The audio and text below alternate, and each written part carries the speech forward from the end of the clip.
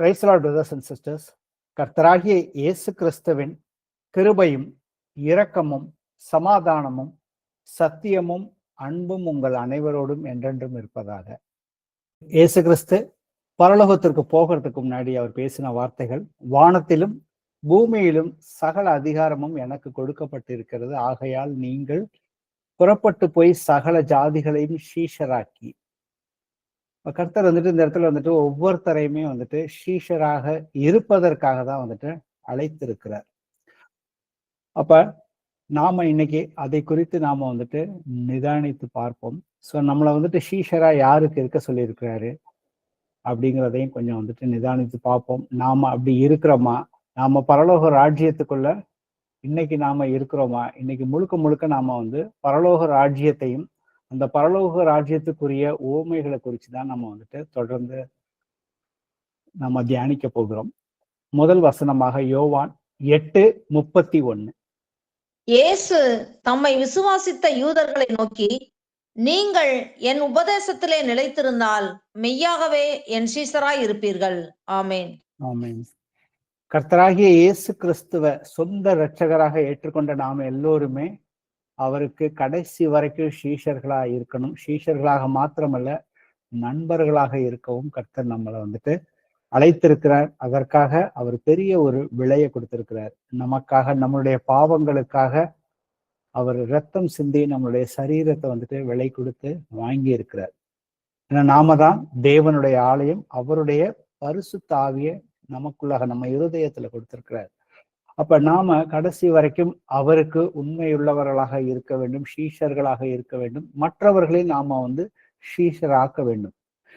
நான் உங்களுக்கு கட்டளையிட்ட யாவையும் அவர்கள் கை கொள்ளும்படி அவர்களுக்கு உபதேசம் பண்ணுங்கள். இதோ உலகத்தின் முடிவு பரியந்தமும் சகல நாட்களிலும் நான் உங்களுடனே கூட இருக்கிறேன். இப்ப நான் உங்களுடனே கூட இருக்கிறேன் அப்படின்னாக்க யார் யார் எல்லாம் கர்த்தராகிய இயேசு கிறிஸ்துவின் நாமத்தினால வந்து ஞானஸ்தானம் எடுத்து சீஷர்களாக அவருடைய உபதேசத்துல நாம வந்துட்டு அந்த உபதேசங்களை கேட்டு அவருடைய வார்த்தைகளை கேட்டு அதுல நாம நிலைத்து இருக்கிறோமோ அவர்களோட கர்த்தர் வந்துட்டு உலகம் முடிவு பரியந்தமும் எப்பொழுதுமே எனக்குள்ளாக தான் இருக்கிறார். வாசிப்போம் யோவான் 15:8. நீங்கள் மிகுந்த கனிகளை கொடுப்பதினால் என் பிதா மகிமைப்படுவார், எனக்கும் சீசராய் இருப்பீர்கள். ஆமென். ஆமென். கர்த்தர் வந்துட்டு எதிர்பார்க்கிறது நம்ம கிட்ட மிகுந்த கனிகளை, அதிகமான கனிகளை நாம வந்துட்டு கொடுக்கும் பொழுதுதான் வந்துட்டு பிதாவின் நாமம் மகிமைப்படும். அப்பொழுதுதான் நாம வந்துட்டு கர்த்தராகி இயேசு கிறிஸ்துவுக்கு உண்மையான சீஷர்களாக இருப்போம்னு சொல்லியிருக்காரு. அப்ப அடுத்த ஒரு வசனத்தை வாசிப்போம். 1 தீமோத்தேயுல 4:16. உன்னை குறித்தும் உபதேசத்தை குறித்தும் எச்சரிக்கையாயிரு, இவைகளில் நிலை கொண்டிரு. இப்படி செய்வாயானால் உன்னையும் உன் உபதேசத்தை கேட்பவர்களையும் ரட்சித்துக் கொள்ளுவாய். ஆமேன். ஆமேன். இந்த இடத்துல அப்போஸ்தலனான பவுல் வந்துட்டு தீமோத்தேயுவை சீஷனா உருவாக்கி அவருக்கு வந்துட்டு எச்சரிக்கையை கொடுக்கிறார். உன்னை குறித்தும் உன் உபதேசத்தை குறித்தும் எச்சரிக்கையாக இரு. ஏன்னா நீ எதையெல்லாம் நீ வந்துட்டு உபதேசிக்கிறாயோ அதையெல்லாம் பகுத்து ஆராய்ந்து பண்ணி பார்க்கணும். அது நாம உபதேசிக்கிறதுல நிலைத்து இவைகளில் நிலை கொண்டிரு.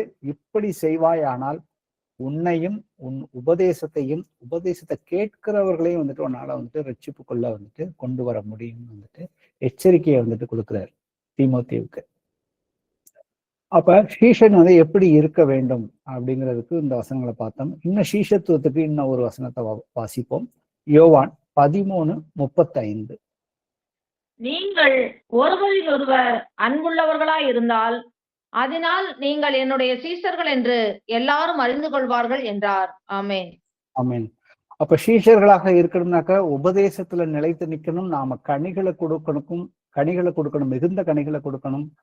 அதுக்கப்புறம் பாத்தீங்கன்னா நாம வந்துட்டு அந்த 2வது கட்டளை, ஒருவர் மேல ஒருவர் வந்துட்டு நாம அன்பாக இருக்க வேண்டும். அப்படி அன்பாக இருந்தாக்க பார்க்கிறவர்கள் எல்லோருமே தெரியும், இவர்கள் கிறிஸ்தவர்கள், இவர் இயேசுவின் பிள்ளைகள், இயேசுடைய சீஷர்கள்னு வந்துட்டு எல்லோருமே அறிந்து கொள்வார்கள். ஏன்னா கர்த்தர் வந்துட்டு சீஷர்களை வந்துட்டு இந்த உலகத்திற்கு உப்பாகவும் வெளிச்சமாகவும் தான் வந்துட்டு வைத்திருக்கிறார்.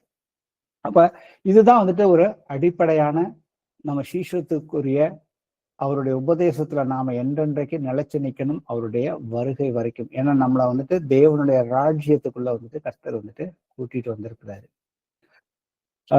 அப்ப அந்த இடத்துல கர்த்தர் வந்துட்டு உபதேசங்கள் அவர் வந்துட்டு பண்ணிக்கிட்டு இருக்காரு. பரிசேயர்கள் முன்னாடி வேதபாதர்கள் மற்ற யூதர்கள் தன்னுடைய சீஷர்களோட அவர் நிறைய காரியங்களை வந்துட்டு அவர் பிரசங்கிக்கிறாரு. அங்க அற்புதங்களை அடையாளங்களை செய்யறப்ப அங்க வந்துட்டு ஒரு பெரிய தர்க்கம் வந்துட்டு உண்டாகுது.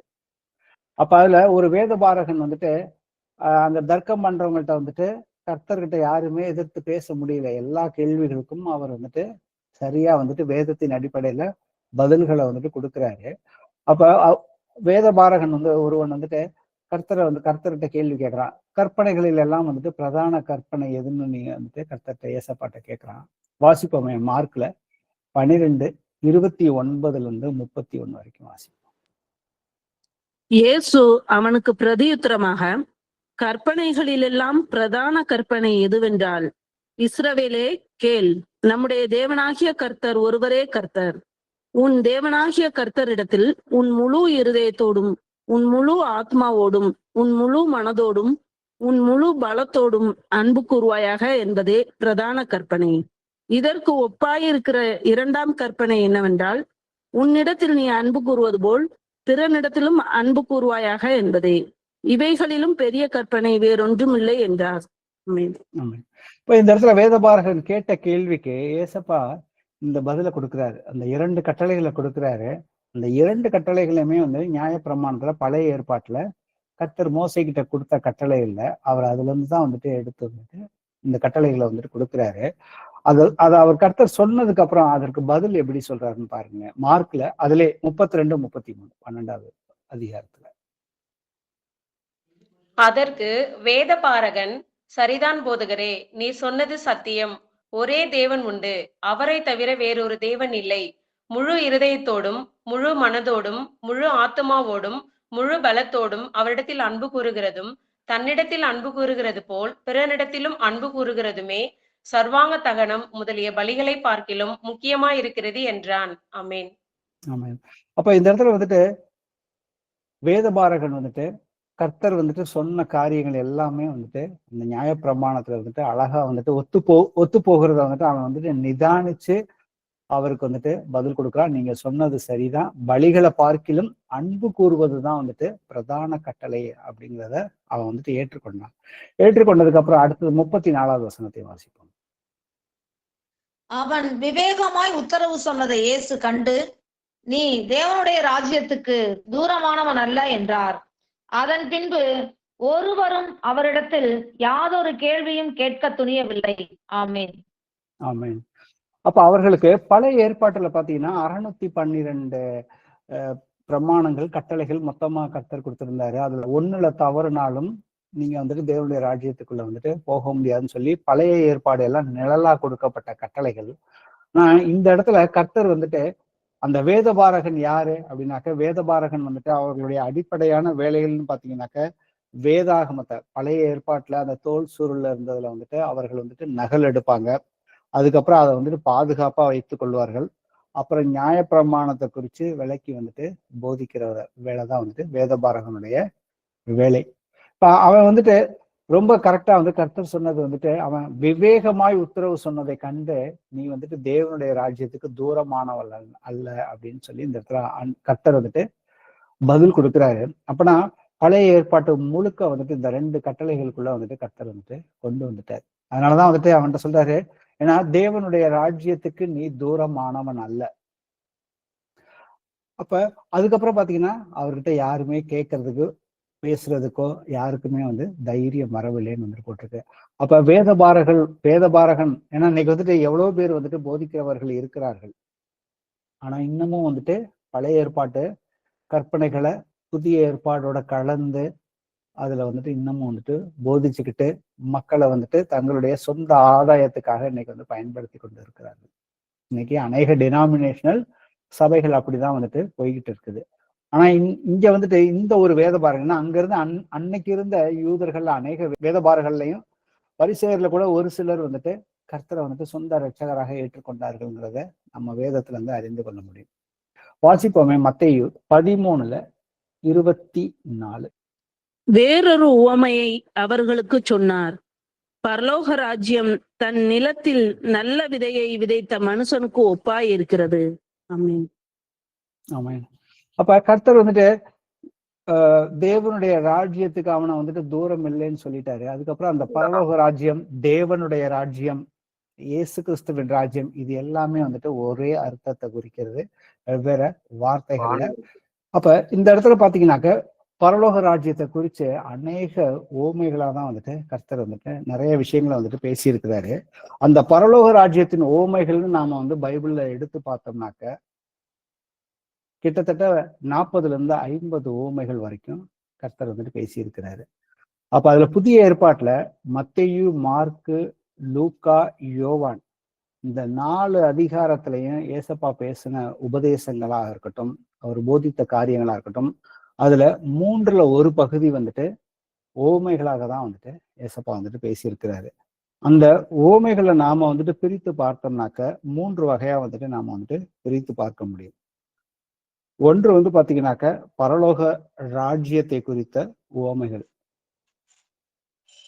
அதுல ஒரு 7 உவமைகள் வந்துட்டு கர்த்தர் 7லிருந்து ஒரு 10 உவமைகள் வந்துட்டு அதை குறிச்சே இருக்குது.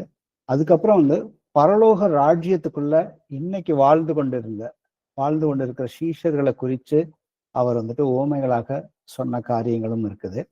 அதுக்கப்புறம் வந்துட்டு பரலோக ராஜ்யத்துக்கு அந்த ராஜ்யத்துல இருக்கிற ராஜாவை குறித்த உவமைகளும் வந்துட்டு இங்க இருக்குது. அப்போ இதை குறிச்சுதான் நாம வந்துட்டு தொடர்ந்து வந்துட்டு தியானிச்சு பார்க்க போறோம். எதற்காக வந்துட்டு கர்த்தர் வந்துட்டு ஊமைகளாகவே வந்துட்டு அவர் வந்துட்டு பேசினார் அப்படிங்கிறத குறிச்சு முதல்ல வந்துட்டு தெரிந்து கொள்வோம். மத்தேயுல 13:34 வாசிப்போம். இவைகளை எல்லாம் இயேசு ஜனங்களோட ஊமைகளாக பேசினார், ஊமைகளினாலே அன்றி அவர்களோட பேசவில்லை. ஆமேன். ஆமேன். சோ ஏசப்பா வந்துட்டு ஓமைகளால மாத்திரம்தான் வந்துட்டு அந்த பரலோக ராஜ்யத்துக்குரிய அந்த ரகசியங்களை எல்லாத்தையும் ஓமைகளாக தான் வந்துட்டு பேசினார்னு இருக்கு. அதற்கு முதல்ல வந்துட்டு ஓமைகள் எதற்காக வந்துட்டு ஓமையை வந்துட்டு கர்த்தர் வந்துட்டு பயன்படுத்துறாரு. நம்ம உலக பிரகாரமா பார்த்தோம்னாக்க ஓமை எதற்காக பயன்படுத்துறோம்னா ஒரு கருத்தையோ இல்ல ஒரு காரியத்தையோ ஒரு பொருளையோ குறித்து கேட்கிறவர்களுக்கு வந்துட்டு நன்றாக புரிய வைப்பதற்காக அதை வந்துட்டு ஒரு பொருளோட வந்துட்டு ஒப்பிட்டு கூறுவதுதான் வந்துட்டு ஒரு ஓமை. அதை வந்துட்டு மறைமுகமாகவும் வந்துட்டு சொல்ல முடியும், அதை அழகுபடுத்தவும் வந்துட்டு இன்னைக்கு உலகத்தார் வந்துட்டு பயன்படுத்துறாங்க. ஆனா இந்த இடத்துல நாம வந்து வேதத்துல வந்துட்டு ஏசப்பா வந்துட்டு எதற்காக ஓமைகளாகவே வந்துட்டு யூதர்கள்ட்ட வந்துட்டு பேசினாரு, பரிசேயர்கள்ட்ட பேசினாரு. ஆனா அவர்கள் சீஷர்களால மாத்திரம் வந்துட்டு எப்படி வந்துட்டு புரிந்து கொள்ள முடிந்தது. மத்தேயுல 13வது அதிகாரத்துல 10-14 வரைக்கும் வாசிப்போம். அப்பொழுது சீஷர்கள் அவரிடத்தில் வந்து, ஏன் அவர்களோட ஓமைகளாக பேசுகிறீர் என்று கேட்டார்கள். அவர்களுக்கு அவர் பிரதியுத்தரமாக, பரலோக ராஜ்யத்தின் ரகசியங்களை அறியும்படி உங்களுக்கு அருளப்பட்டது, அவர்களுக்கோ அருளப்படவில்லை. உள்ளவன் எவனோ அவனுக்கு கொடுக்கப்படும், பரிபூரணமும் அடைவான். இல்லாதவன் எவனோ அவனிடத்தில் உள்ளதும் எடுத்துக்கொள்ளப்படும். அவர்கள் கண்டும் காணாதவர்களாயும் கேட்டும் கேளாதவர்களாயும் உணர்ந்து கொள்ளாதவர்களாயும் இருக்கிறபடியினால் நான் ஓமைகளாக அவர்களோட பேசுகிறேன். ஏசாயாவின் தீர்க்க தரிசனம் அவர்களிடத்தில் நிறைவேறுகிறது. அதாவது, காதார கேட்டும் உணராதிருப்பீர்கள், கண்ணார கண்டும் அறியாதிருப்பீர்கள். ஆமென். ஆமென். சோ பழைய ஏற்பாட்டு தீர்க்கதரிசிகள் எவ்வளவோ காரியங்களை கர்த்தர் குறிச்ச அந்த காரியங்களை அவர்கள் சொல்லியும் அவர்கள் வந்து பாவத்திலே நிலைத்து இருந்ததுனால் கர்த்தர் வந்துட்டு பொறுத்து பார்த்தாரு. அதுக்கப்புறம் வந்துட்டு ஏசாயா தீர்க்கதரிசிகள் மூலியமா வந்துட்டு வாசிப்போமே, சங்கீதம் 78:2. என் வாயை உவமைகளால் திறப்பேன், பூர்வ காலத்து மறைபொருட்களை வெளிப்படுத்துவேன். ஆமென். ஆமென். சோ பழைய ஏற்பாட்டுல பிதாவானவர் பேசுறார், என் வாயை ஊமைகளால் திறப்பேன், பூர்வ காலத்து மறை பொருள்களை வெளிப்படுத்துவேன். அப்ப பூர்வ காலத்து மறைப்பொருளை வெளிப்படுத்துவேன்னாக்க தேவனுடைய அந்த பரலோக ராஜ்யத்தை குறித்து பழைய ஏற்பாட்டு தீர்க்கதரிசிகளுக்கு வந்துட்டு முழுமையாகவே அவர்களுக்கே வந்துட்டு புரியாது. அவர்களுக்கும் கொஞ்சம் தான். ஏன்னா அந்த ராஜ்யம் வந்துட்டு இனிமேதான் வரப்போகுது அப்படிங்கிறது வந்துட்டு அவர்களுக்கு வந்துட்டு தெரியும். அதனாலதான் வந்துட்டு ஏசப்பா பரலோகத்திற்கு போகிறதுக்கு முன்னாடி, உயிர்த்து பரலோகத்திற்கு போகிறதுக்கு முன்னாடி அந்த ஒலிவ மலையில இருக்கும் பொழுது அங்க இருந்த யூதர்கள் வந்துட்டு அவருடைய சீஷர்கள் வந்து கேட்டாங்க, இக்காலத்தையே நீங்க வந்துட்டு ராஜ்யத்தை கொடுப்பீங்க, ஆனா அவர்களுக்கு எப்பொழுதுமே மேசியா வருவார், வந்து ராஜ்யத்தை கொடுப்பார் அப்படிங்கிற அந்த எதிர்பார்ப்போட எப்பொழுதுமே இருந்தார்கள். ஆனா அதை வந்துட்டு முழுமையாக அவர்களால் வந்துட்டு புரிந்து கொள்ள முடியவில்லை. அதனாலதான் பூர்வ காலத்து மறைப்பொருள்களை வெளிப்படுத்துவேன், என் வாய் ஓமைகளால் திறப்பேன்னு சொன்னாரு. ஆனா மாம்சத்துல பிதாவாகிய தேவன் வெளிப்பட்டு கர்த்தராகிய இயேசு கிறிஸ்துவாக அவர் தான் வந்துட்டு ஓமைகளாகவே வந்துட்டு பேசினார். அவர்கள் கண்டும் காணாதவர்களாகவும் கேட்டும் கேளாதவர்களாகவும் உணர்ந்து கொள்ளாதவர்களாகவும் இருக்கிறபடியினால். சோ எல்லா விஷயத்தையுமே வந்துட்டு அவர்கள் வந்துட்டு சத்தியத்தை பார்க்கறாங்க, அற்புதங்கள் செய்யறத வந்துட்டு அவர் கர்த்தர் அற்புதங்கள் பார்க்கறாங்க, எல்லா செத்தவங்களை எழுப்புறாங்க, இதற்கு முன்னாடி இப்படி நடந்ததே இல்லைன்னு சொல்லி அந்த தேசமே வந்துட்டு பேசுற அளவுக்கு வந்துட்டு இயேசுவின் நாமம் வந்துட்டு முழுக்க வந்துட்டு பரவி இருந்தது. அவருடைய மகிமை வந்துட்டு அவர்களுக்கு காணப்பட்டது.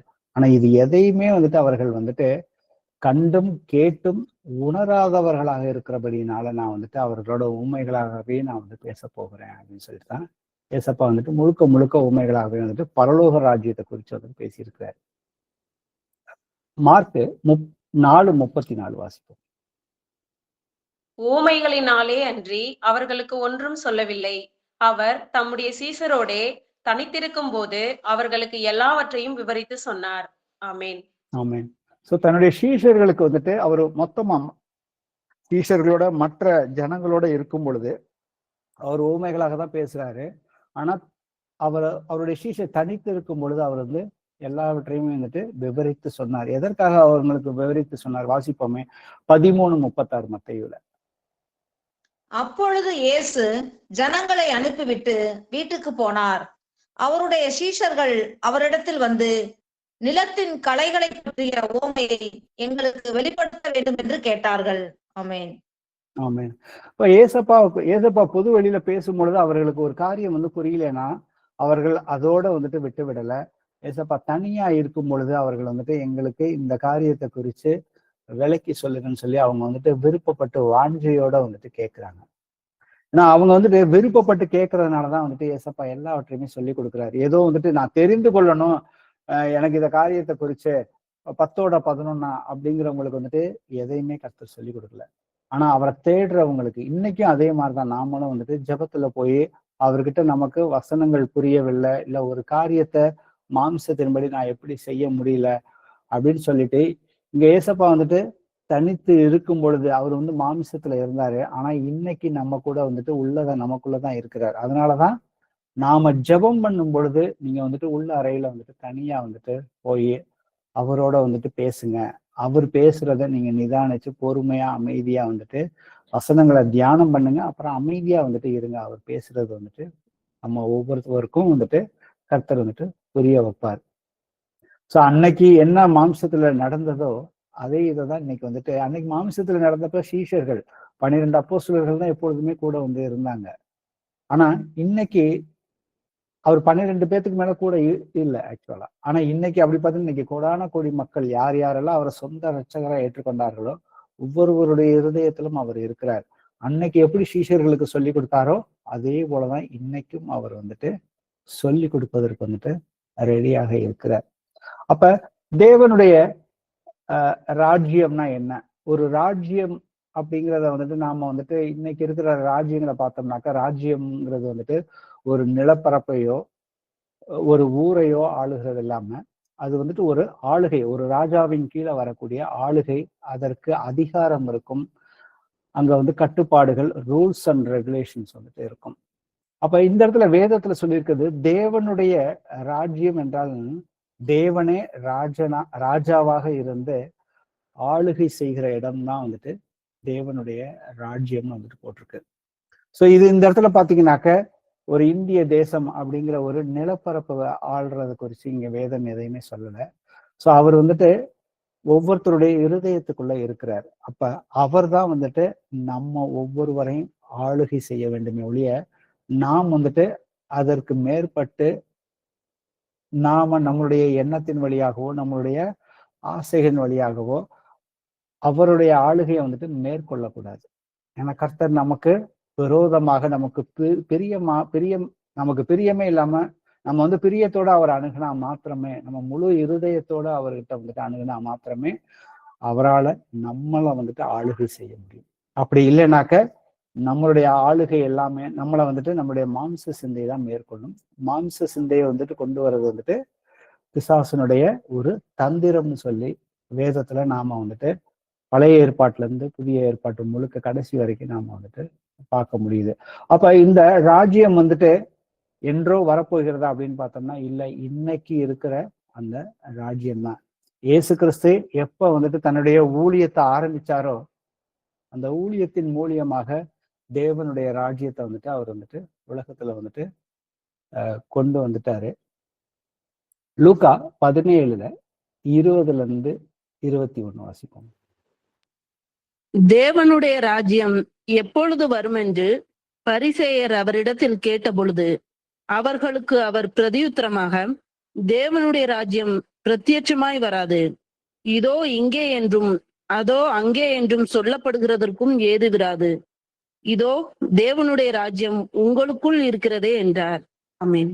ஆமென். அப்ப தேவனுடைய ராஜ்யம் அவர் வந்துட்டு பிரதியுச்சமா நீங்க வந்துட்டு பிசிக்கலா தேடாதீங்க.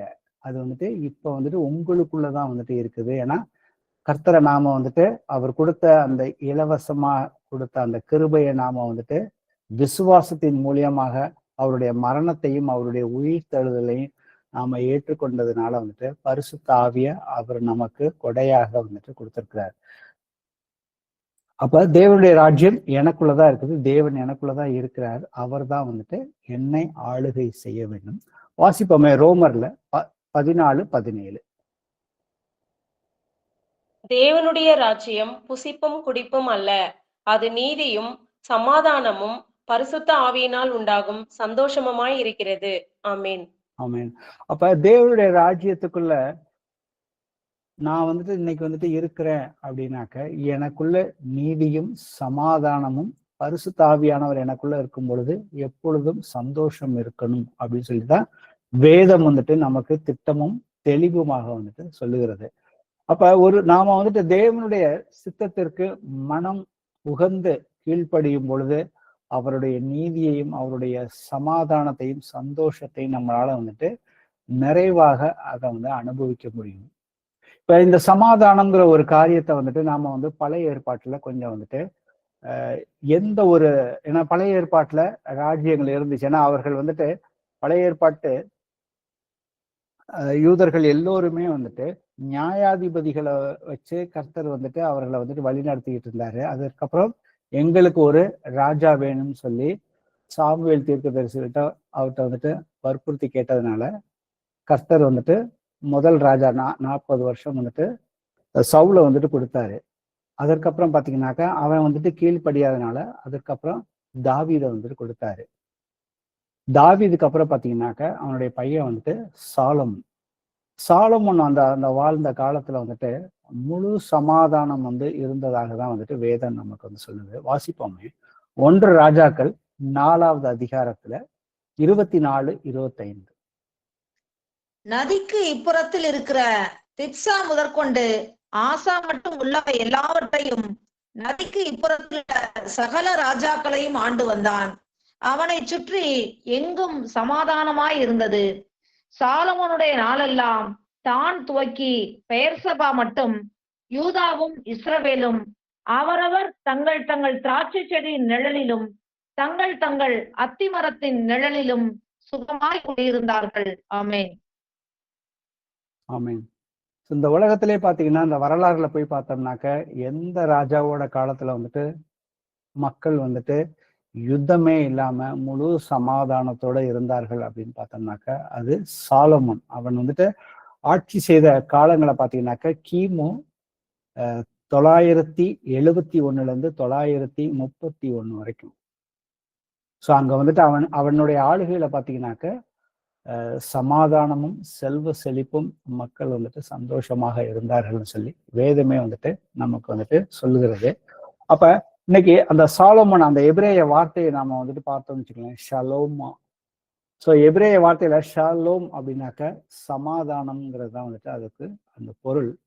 அந்த பேரையே வந்துட்டு கர்த்தர் தான் வந்துட்டு தாவீது கிட்ட வந்துட்டு வைக்க சொல்லுவாரு. ஏன்னா தாவீது வந்துட்டு ஒரு ஆலயத்தை நான் வந்துட்டு ஒரு பெரிய மாளிகையில இருக்கேன், நான் வந்துட்டு ஒரு சாதாரணமா இருந்தேன்னா என்னை கர்த்தர் வந்துட்டு உயர்த்தி ஒரு பெரிய மாளிகையில வச்சிருக்கிறாரு, அப்ப தேவனுடைய கூடாரம் வந்துட்டு இப்படி இருக்குது அப்படின்னு சொல்லி அவனுக்குள்ள ஒரு எண்ணம் வந்து தீர்க்கதரிசி நாத்தான்வேல்கிட்ட வந்துட்டு அவர் தன்னுடைய எண்ணத்தை வந்து இருதயத்தின் எண்ணத்தை சொல்றப்ப கர்த்தர் வந்துட்டு அதற்கு நாத்தான்வேல் மூலியமா வந்துட்டு பதில் கூறுறாரு. 1 நாளாகமும் 22:8-9 வாசிப்போம்.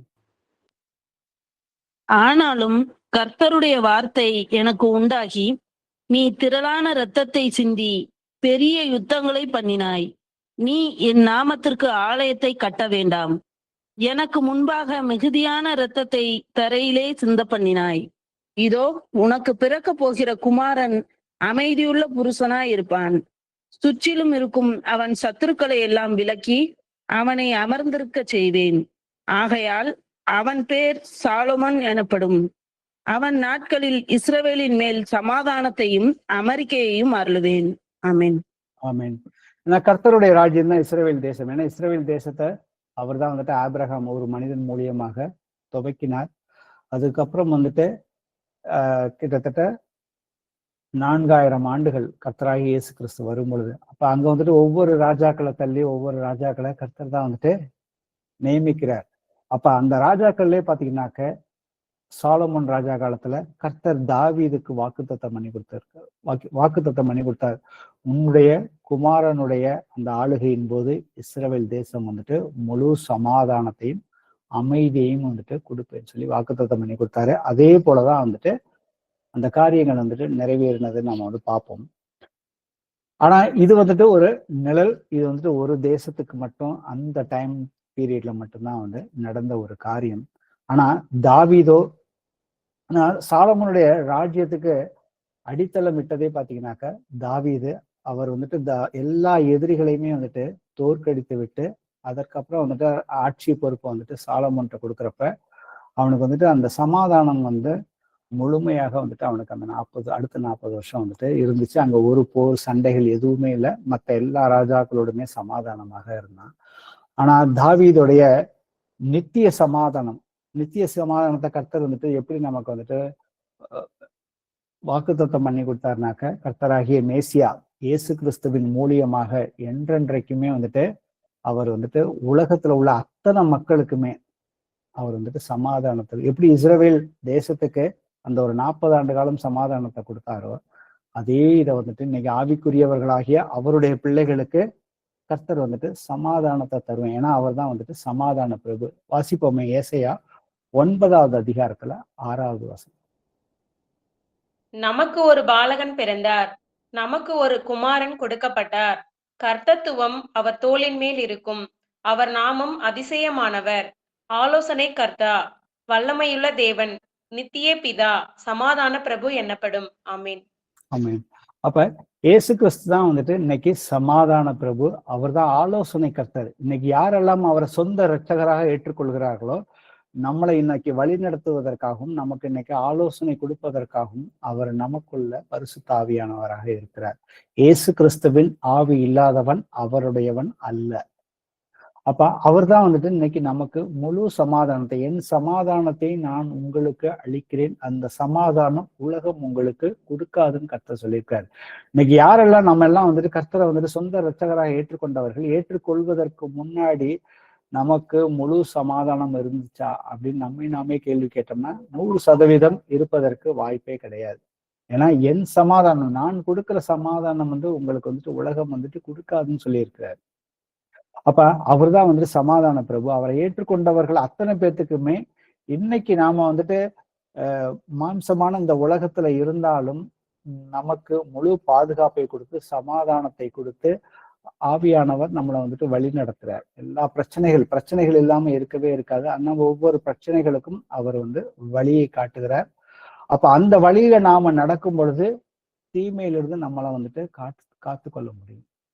அப்ப இந்த ராஜ்யத்தை குறிச்சுதான் வந்துட்டு கர்த்தர் வந்துட்டு ஜெபத்திலே ஒரு ஓமையா சொல்லியிருக்காரு. உம்முடைய ராஜ்யம் வருவதாக, உம்முடைய சித்தம் பரலோகத்தில் செய்யப்படுவது போல பூமியிலும் செய்யப்படுவதாகன்னு சொல்லி தன்னுடைய சீஷர்களுக்கு ஜெபம் எப்படி பண்ண வேண்டும் அப்படிங்கிற காரியத்தை குறித்து சொல்லியிருக்காரு. ஸோ இதேதான் நமக்கும் இன்னைக்கு நாமளும் வந்துட்டு கர்த்தருடைய ராஜ்யம் வந்துட்டு பூமியில வரணும். நான் இருக்கிற தேசத்துல தேவனுக்கு சித்தமான காரியங்களை செய்யக்கூடிய ராஜாக்களையும் அதிகாரிகளையும் வந்துட்டு கொண்டு வர வேண்டும் சொல்லி நாம வந்து ஒவ்வொருத்தரும் ஜெபம் செய்வதற்கு வந்துட்டு கடமைப்பட்டிருக்கோம்.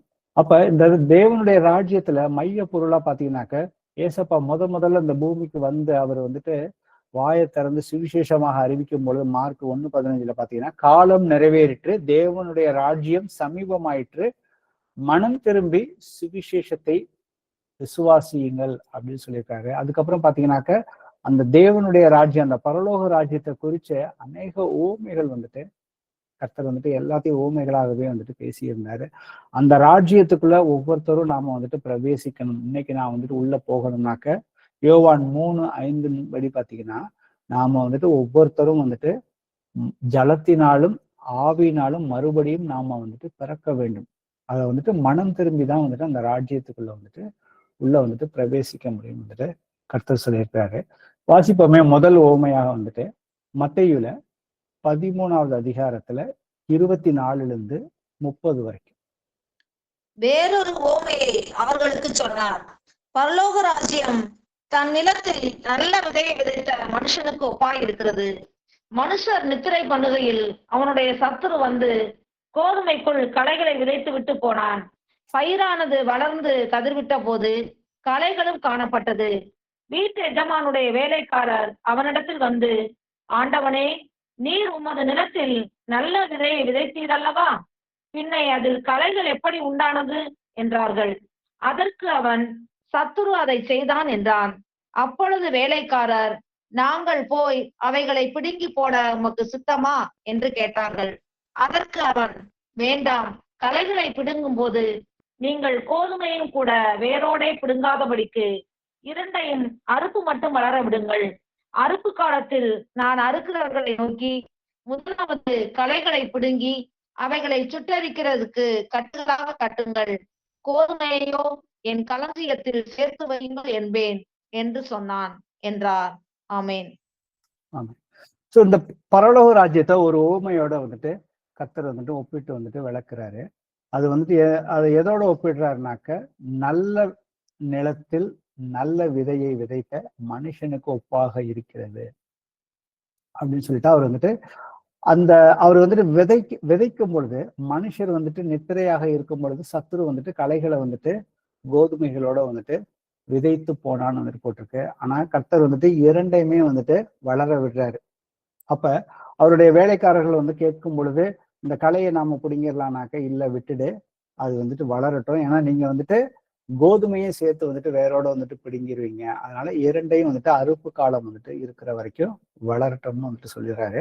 அதுக்கப்புறம் அறுப்பு காலம் வரும் பொழுது முதல்ல வந்துட்டு களைகளை வந்துட்டு பிடுங்கி சுட்டெரிப்போம், கோதுமையை வந்துட்டு என் களஞ்சியத்தில் வந்து சேர்த்து வையுங்கள் அப்படின்னு தான் ஏசப்பா வந்துட்டு இந்த ஓமையை குறித்து வந்துட்டு சொல்றாரு. அப்ப இந்த நல்ல விதைய விதைக்கிற யாருன்னு பாத்தீங்கன்னா ஏசப்பா, மனுஷகுமாரன் தான். அந்த நிலம்ங்கிறது வந்துட்டு அவர் வந்துட்டு உலகத்தை குறித்து சொல்றாரு. அந்த விதை வந்துட்டு ராஜ்யத்தின் புத்திரர். நாமெல்லாம் யார் யாரு வந்துட்டு கர்த்தரை வந்துட்டு சொந்த இரட்சகராக ஏற்றுக்கொண்டார்களோ அவர்களை எல்லோருமே தான் வந்துட்டு கர்த்தர் சொல்றாரு. களைகள் வந்துட்டு பொல்லாங்கனுடைய புத்திரர்கள். இன்னைக்கு வந்துட்டு உலகத்துல கர்த்தரை ஏற்றுக்கொள்ளாதவர்களும் இருக்கிறாங்க, கர்த்தரை ஏற்றுக்கொண்டும் அவருடைய வார்த்தையை விசுவசிக்காதவர்களும் இன்னைக்கு வந்துட்டு இருக்கிறார்கள். அப்ப இவர்கள் எல்லாம் வந்துட்டு பொல்லாங்கனுடைய புத்திரர்கள் வேதம் வந்துட்டு நமக்கு வந்து சொல்லுது. அவர்கள் எப்படி வந்துட்டு அவைகளை விதைத்தது யாருன்னா சத்துரு, பிசாசானவன். ஏன்னா நமக்கு வந்து வசனம் தெரியும். எபேசியர்ல 2வது அதிகாரத்துல பாத்தீங்கன்னாக்க, நாம முற்காலத்துல பாவிகளாக இருந்தோம். ஏன்னா எப்படி இருந்தோம்னாக்க, நம்முடைய மனசும் மாமிசமும் விரும்பினதை செய்தோம். நாம அப்போ அந்த மனசும் மாமிசமும் விரும்பினதை செய்த காரியங்கள் எல்லாமே வந்துட்டு அந்த ஆகாயத்து அதிகார பிரபுவாகிய அந்த ஆவியோட ஒன்றாக நாம வந்துட்டு இணைந்துதான் வந்துட்டு அந்த காரியங்களை நாம வந்துட்டு செய்தோம். இப்ப யார் யார் வசனங்களுக்கு கீழ்ப்படியாதவர்களாக இருக்கிறோமோ சத்துரு அவர்களை வந்துட்டு அவனுடைய இச்சைகளுக்கு அவர்களை வந்துட்டு பயன்படுத்தலாம். ஆனா அறுப்பு, அந்த கோதுமையை வந்துட்டு அவர்கள் அறுக்கும் பொழுது அந்த அறுக்கிற காரியம் தான் வந்துட்டு உலகத்தின் முடிவுன்னு வந்துட்டு ஏசப்பா வந்துட்டு சொல்லியிருக்காரு. அறுக்கிறவர்கள் தேவ தூதர்கள். அப்ப இந்த இடத்துல பாத்தீங்கன்னாக்க அந்த அவருடைய வேலைக்காரர்கள் வந்து கேட்கறாங்க, நாங்க வந்துட்டு போய் களைகளை வந்துட்டு பிடுங்கி போடட்டுமா அப்படின்னு கேட்கிறப்ப, இல்ல பிடுங்க வேணாம், அதை பிடுங்கினீங்க நீங்க வந்துட்டு கோதுமையை சேர்த்து வேரோட பிடுங்கிடுவீங்க, அது இரண்டுமே வந்துட்டு அறுப்பு காலம் மட்டும் வளர விடுங்கள்னு வந்து சொல்லியிருக்காரு. ஸோ எதற்காக அவர் வந்துட்டு இரண்டையுமே வளர விடுறாருனாக்கா, அவருடைய கிருபை வந்துட்டு எல்லார் மேலேயுமே இருக்கு. ஏன்னா அவருடைய கிருபையினால எல்லா மனுஷருமே இந்த உலகத்துல வந்துட்டு அவர் நீடிய பொறுமையா வந்துட்டு இருக்கிறாரு. எதுக்குனாக்க ரட்சிக்கப்படுவதற்காக தான். வாசிப்போமே 2 பேதுரு 3:9.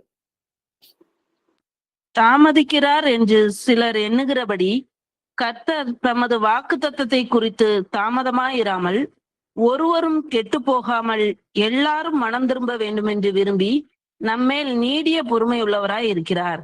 ஆமென். நான் எல்லோருமே நாம வந்துட்டு மனம் திரும்ப வேண்டும். ஏன்னா தப்பு பண்றப்ப எல்லாம் வந்துட்டு கர்த்தர் வந்துட்டு அவர்களுக்கு நியாய தீர்ப்பை கொடுத்துக்கிட்டே இருந்தாருன்னு வச்சுக்கோங்களேன். அப்ப வந்துட்டு மனம் திரும்புவதற்கு வாய்ப்பே இல்லாம வந்துட்டு போயிடும்.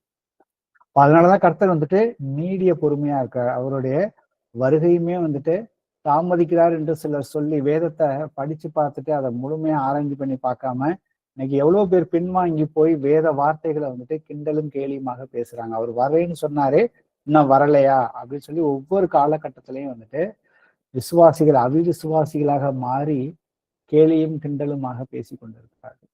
ஆனா அவர் தாமதிக்கிறதே ஒருவருமே கெட்டு போகக்கூடாது அப்படிங்கிற, அவர் எல்லோருமே ஏன்னா எல்லா ஆத்துமாக்களும் என்னுடைய ஆத்துமாக்கள் பாவம் செய்கிற ஆத்துமா தான் வந்துட்டு சாகும்.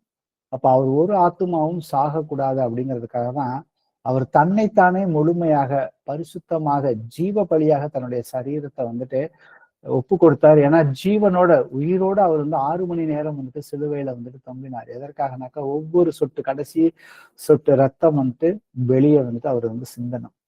ஏன்னா அவருடைய ரத்தம் நம்முடைய சகல பாவங்களையுமே வந்துட்டு சுத்திகரிக்குது. அப்ப இந்த இடத்துல பாத்தீங்கன்னாக்கா நம்ம இந்த உவமையில பார்த்தோம், அந்த களைகளை விதைக்கிறது வந்துட்டு சத்துரு, அந்த சத்துரு தான் வந்துட்டு பிசாசு. அவனை குறித்து வேதம் என்ன சொல்லுகிறதுங்கிறத பார்ப்போம். மத்தேயுல 12வது அதிகாரத்துல 21 28 வரைக்கும். அவருடைய நாமத்தின் மேல் புறஜாதியார் நம்பிக்கையாய் இருப்பார்கள் என்பதே. அப்பொழுது பிசாசு பிடித்த குருடும் ஊமையுமான ஒருவன் அவரிடத்தில் கொண்டு வரப்பட்டான். குருடும் ஊமையுமானவன் பேசவும் காணவும் தக்கதாக அவனை சொஸ்தமாக்கினார். ஜனங்கள் எல்லாரும் ஆச்சரியப்பட்டு, தாவீதின் குமாரன் இவர்தானோ என்றார்கள். பரிசேயர் அதை கேட்டு, இவன் பிசாசுகளின் தலைவனாகிய பெயல்செபூலினாலே பிசாசுகளை துரத்துகிறானே அல்லாமல் மற்றபடி அல்ல என்றார்கள். இயேசு அவர்கள் சிந்தனைகளை அறிந்து அவர்களை நோக்கி, தனக்குத்தானே விரோதமாய் பிரிந்திருக்கிற எந்த ராஜ்யமும் பாழாய் போம், தனக்குத்தானே விரோதமாய் பிரிந்திருக்கிற எந்த பட்டணமும் எந்த வீடும் நிலை நிற்க மாட்டாது. சாத்தானை சாத்தான் துரத்தினால் தனக்கு விரோதமாகத்தானே பிரிவினை செய்கிறதா இருக்குமே. அப்படி செய்தால் அவன் ராஜ்யம் எப்படி நிலை நிற்கும்? நான் பெயல்செபூலினாலே பிசாசுகளை துரத்தினால் உங்கள் பிள்ளைகள் அவைகளை யாராலே துரத்துகிறார்கள்? ஆகையால் அவர்களே உங்களை நியாயம் தீர்க்கிறவர்களாய் இருப்பார்கள். நான் தேவனுடைய ஆவியினாலே பிசாசுகளை துரத்துகிறபடியால் தேவனுடைய ராஜ்யம் உங்களிடத்தில் வந்திருக்கிறதே. ஆமென். ஆமென். அப்ப இந்த இடத்துல பாத்தீங்கன்னா தேவனுடைய ராஜ்யம் உங்களிடத்தில் வந்திருக்கிறது, நான் தேவனுடைய ஆவியினாலே பிசாசுகளை துரத்துகிறபடி அப்படின்னு ஏசப்பா வந்து சொல்றாரு. அப்ப இந்த தேவனுடைய ராஜ்யத்தை குறிச்சுதான் வந்துட்டு கர்த்தர் வந்துட்டு ஓமைகளாகவே வந்துட்டு பேசுறாரு. அப்ப தேவனுடைய ராஜ்யம் இருக்கும் பொழுது பிசாசுக்கும் ஒரு ராஜ்யம் இருக்குதுன்னா இந்த வசனங்களை நமக்கு வந்துட்டு சொல்லி கொடுக்கிறது. அதை நாம வந்துட்டு நிதானித்து பார்க்க வேண்டும். அவனுடைய ராஜ்யமும் ஒரு கட்டமைப்பு இருக்கிறது. ஏன்னா பிசாசை வந்துட்டு துரத்த முடியாது. அப்படி துரத்துனா அவனுடைய ராஜ்யம் வந்து எப்படி நிலை நிற்கும்னா ஏசப்பா அந்த இடத்துல கேள்வி கேட்கிறாரு.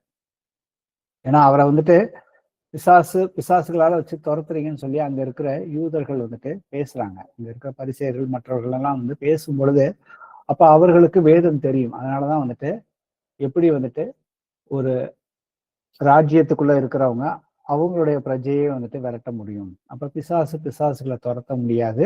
அப்ப பிசாசை யாரு துரத்த முடியும்னாக்க தேவனுடைய ஆவியினாலே.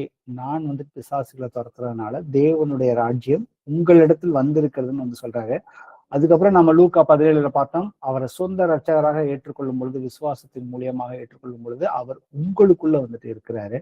அவர் உங்களுக்குள்ள இருக்கும் பொழுது தேவன் தான் உங்களை வந்துட்டு ஆளுகை செய்ய வேண்டுமே ஒழிய மாமிச சிந்தை நம்மளை வந்துட்டு ஆளுகை வந்துட்டு செய்யக்கூடாது. அப்ப தேவனுடைய ராஜ்யத்துக்குள்ள நாம இருக்கும் பொழுது அப்ப நாம எப்படி நடந்து கொள்ள வேண்டும்?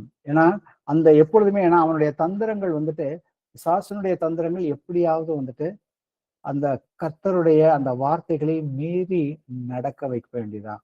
ஒரு சகோதரனுக்கும் ஒரு சகோதரனுக்கும் ஒரு பிரச்சனைகளை வந்துட்டு உண்டு பண்ணும் பொழுது அத தேவனுடைய ராஜ்யத்துக்குள்ள ஒரு பிரதிநிதியாக இருக்கும் பொழுது அவர்கள் அந்த பிரச்சனைகளை எப்படி மேற்கொள்ள வேண்டும்? மத்தேயுல 18 அதிகாரத்துல 15-17 வரைக்கும். உன் சகோதரன் உனக்கு விரோதமாக குற்றம் செய்தால் அவனிடத்தில் போய் நீயும் அவனும் தனித்திருக்கையில் அவன் குற்றத்தை அவனுக்கு உணர்த்து. அவன் உனக்கு செவி கொடுத்தால் உன் சகோதரனை ஆதாயப்படுத்தி கொண்டாய். அவன் செவி கொடாமற் போனால் 2-3 சாட்சிகளுடைய வாக்கினாலே சங்கதிகள் எல்லாம் நிலைவரப்படும்படி 2-1 உன்னுடனே கூட்டிக் கொண்டு போ.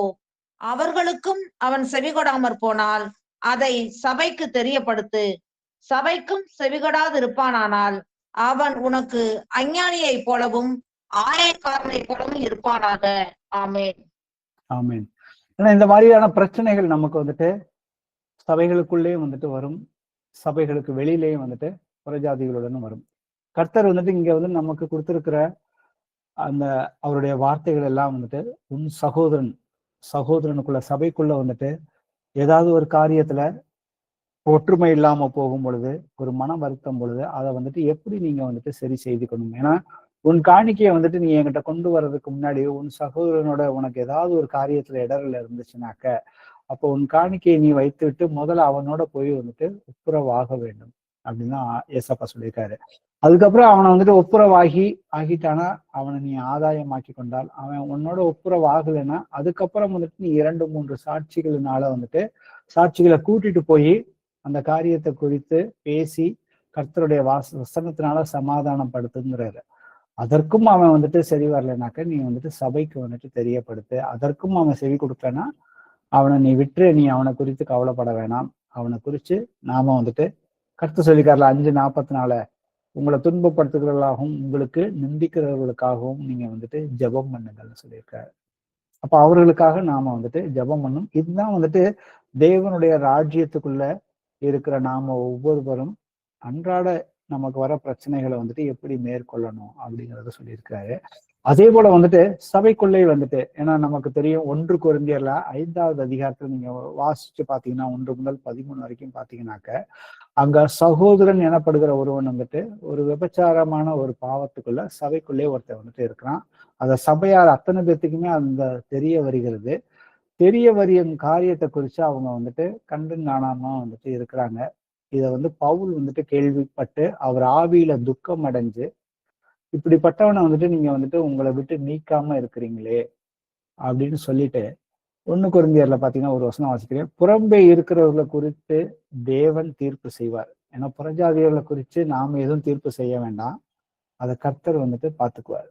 ஏன்னா புறஜாதிகள்கிட்ட நீ போய் வந்துட்டு இந்த தப்பு பண்ற அந்த தப்பு பண்றனாக்கா அவனுக்கு கோபம் வரும். ஏன்னா அவனுக்கு அடிப்படையா வந்துட்டு சத்தியம் வந்து தெரியாது.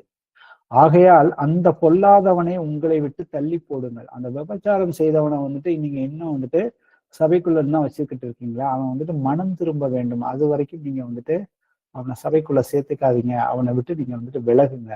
அப்படி விலகலைன்னா என்ன ஆகுனாக்க அந்த ஆவி உங்களோட வந்துட்டு கலந்து நீங்களும் வந்துட்டு அதுல வந்துட்டு ஒரு நாளைக்கு வந்துட்டு இழுக்கப்பட்டு போவீர்கள்.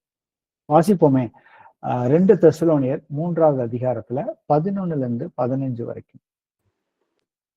உங்களில் சிலர் யாதொரு வேலையும் செய்யாமல் வீண் அலுவற்காரராய் ஒழுங்கற்று திரிகிறார்கள் என்று கேள்விப்படுகிறோம். இப்படிப்பட்டவர்கள் அமைதலோடே வேலை செய்து தங்கள் சொந்த சாப்பாட்டை சாப்பிட வேண்டும் என்று நம்முடைய கர்த்தராகிய இயேசு கிறிஸ்துவினாலே அவர்களுக்கு கட்டளையிட்டு புத்தி சொல்கிறோம். சகோதரரே, நீங்கள் நன்மை செய்வதிலே சோர்ந்து போகாமல் இருங்கள். மேலும் இந்த நிருபத்தில் சொல்லிய எங்கள் வசனத்துக்கு ஒருவன் கீழ்ப்படியாமற் போனால் அவனை குறித்து கொண்டு அவன் வெட்கப்படும்படிக்கு அவனுடனே களவாதிருங்கள். ஆனாலும் அவனை சத்துருவாக எண்ணாமல் சகோதரனாக எண்ணி அவனுக்கு புத்தி சொல்லுங்கள். ஆமென். ஆமென். அப்ப இந்த இடத்துல பாத்தீங்கன்னா கர்த்தர் வந்துட்டு ஒரு மனுஷன் வந்துட்டு வேலை செய்யாம இருந்தானாக்க அவன் வந்துட்டு உருப்படியான காரியங்களை வந்துட்டு எதையும் செய்ய மாட்டான். அவன் அடுத்தது வந்து பாத்தீங்கன்னாக்க வீண் அலுவல்காரனாக இருக்கிறாங்க. ஏன்னா அந்த சபையில, தெசலோனிக்க சபையில அப்படி இருந்தாங்க. அதுக்கப்புறம் பாத்தீங்கன்னாக்கா ஒழுங்கற்று, காலப்போக்குல ஒழுங்கற்று திரிகிறவர்கள் என்று கேள்விப்படுகிறோம். அப்ப இப்பேற்பட்டவர்கள் வந்துட்டு அவங்க வந்துட்டு வேலை செஞ்சுதான் தங்களுடைய சொந்த சாப்பாட்டை சாப்பிடணும்னு சொல்லி கர்த்தர் சொல்றாரு. அவன் அதற்கும் அவன் வந்துட்டு கீழ்ப்படியலைனாக்க அவன் வெட்கப்படும்படிக்கு அவனுடைய களவாதிருங்கன்னு வந்து சொல்றாரு. அப்ப அவன் வந்துட்டு மனம் திரும்பணும். அவன் திரும்பலைனாக்க, மனம் திரும்பாத பட்சத்துல வந்துட்டு நீங்க வந்துட்டு அவங்க கூட வந்துட்டு சேராதீங்க அப்படிங்கிறதுதான் வந்துட்டு கர்த்தர் இந்த இடத்துல மறுபடியும் தேவனுடைய ராஜ்யத்துக்குள்ள இருக்கும் பொழுது அவர் வந்துட்டு நீங்கள் உங்கள் நடக்கைகள் எல்லாவற்றிலுமே பரிசுத்தமாக இருங்கள், நான் பரிசுத்தன்னு சொல்லியிருக்கிறாரு.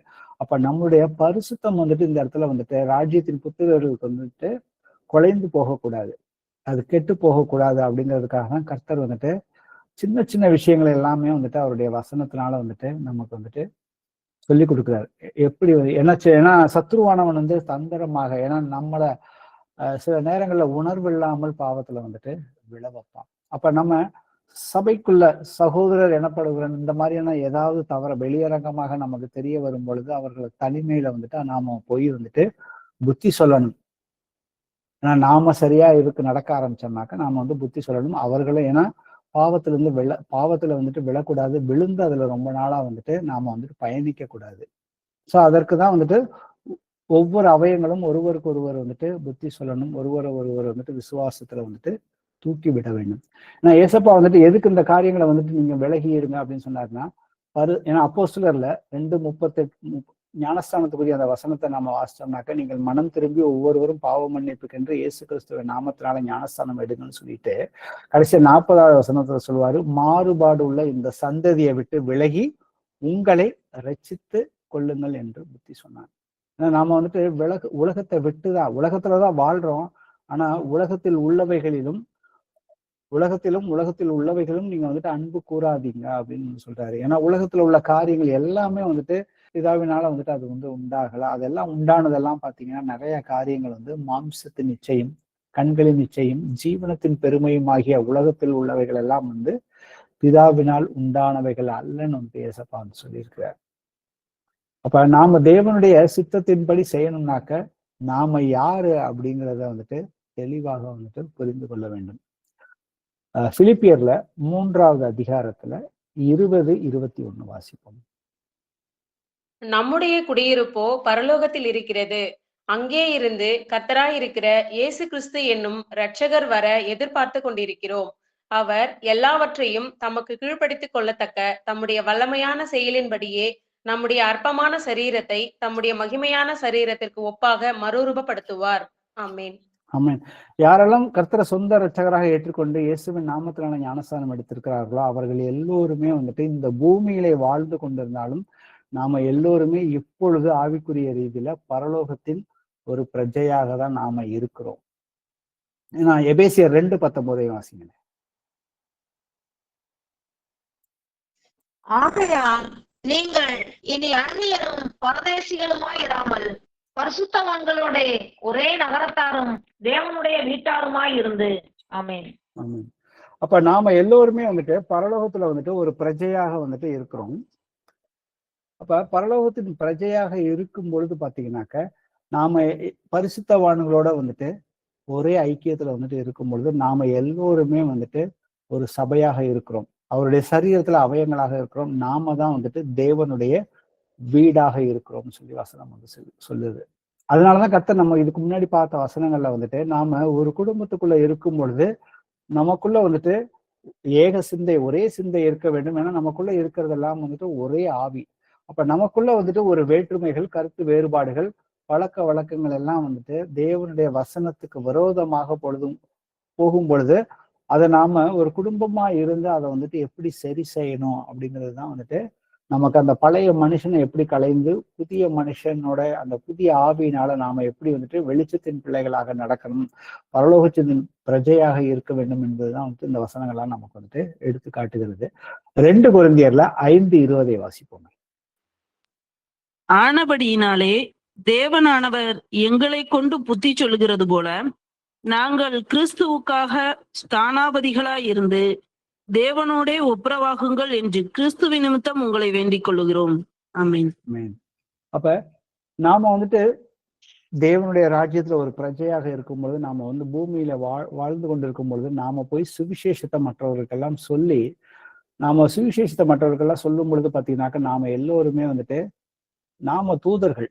பரலோக ராஜ்யத்துக்குள்ள அந்த பரலோகங்கிற அந்த நம்மளுடைய குடியிருப்போ பரலோகத்துல இருக்குது. நாம இந்த நாட்டுல, இந்திய நாட்டுல இருந்தாலும் இல்ல எந்த ஒரு நாட்டுல இருந்தாலும் நம்முடைய குடியிருப்போ பரலோகம் தான். பரலோகம் தான் என்னுடைய தேசம். பழைய ஏற்பாட்டு தீர்க்கதரிசிகள் எல்லாம் அதை விசுவசித்து தான் வந்துட்டு தங்களே அந்நியர்கள் என்று அறிக்கை செய்து அவர்கள் வந்துட்டு தங்களுடைய சுய தேசத்தை வந்துட்டு பாராமல் அவங்க வந்துட்டு கர்த்தர் கொடுக்குற அந்த தேசத்துக்காக, அவருக்காக, அவருடைய வார்த்தைகளுக்கு கீழ்ப்படிந்து அதை அடையாமல் வந்துட்டு விசுவாசத்தோடய மரித்தார்கள்னு சொல்லியிருக்குது. ஸோ அதே போலதான் நாமும் வந்துட்டு இருக்க வேண்டும்னு வந்துட்டு சொல்லியிருக்காரு. கொலோசியர்ல 3வது அதிகாரத்துல 1-2 வாசிப்போம். நீங்கள் கிறிஸ்துவுடன் கூட எழுந்ததுண்டானால் கிறிஸ்து தேவனுடைய வலது பாரிசத்தில் வீற்றிருக்கும் இடத்தில் உள்ள மேலானவைகளை தேடுங்கள், பூமியில் உள்ளவைகளை அல்ல, மேலானவைகளையே நாடுங்கள். ஆமென். ஆமென். அப்ப நம்மளுடைய சிந்தனைகள் எல்லாமே வந்துட்டு தேவனுடைய சிந்தனைகளாக தான் நமக்கு வந்து இருக்கணும். தேவன் எப்படி சிந்திப்பாருங்கிறது அவருடைய வார்த்தைகள்ல இருக்குது. அவர் பூமியில எப்படி இருந்தாரோ, அவர் எந்த மாதிரியான காரியங்களை வந்துட்டு செய்தாரு, வார்த்தைகளை வந்துட்டு நாமளும் அதே போல வந்துட்டு பகுத்து ஆராய்ஞ்சு பண்ணி பார்த்து அதை தியானம் பண்ணும் பொழுது அதே சிந்தனைகளோட நாமும் வந்துட்டு செயல்பட வேண்டும். அப்பதான் வந்துட்டு அந்த பரலோகத்துக்குரிய அந்த பிரஜைக்குரிய அந்த வெளிப்பாடுகள் வந்துட்டு நம்மளுடைய சரீரத்துல வந்துட்டு வெளிப்படும். அடுத்த வசனம் வந்து வாசிப்போமே. மத்தேயுல 6வது அதிகாரத்துல 19-21.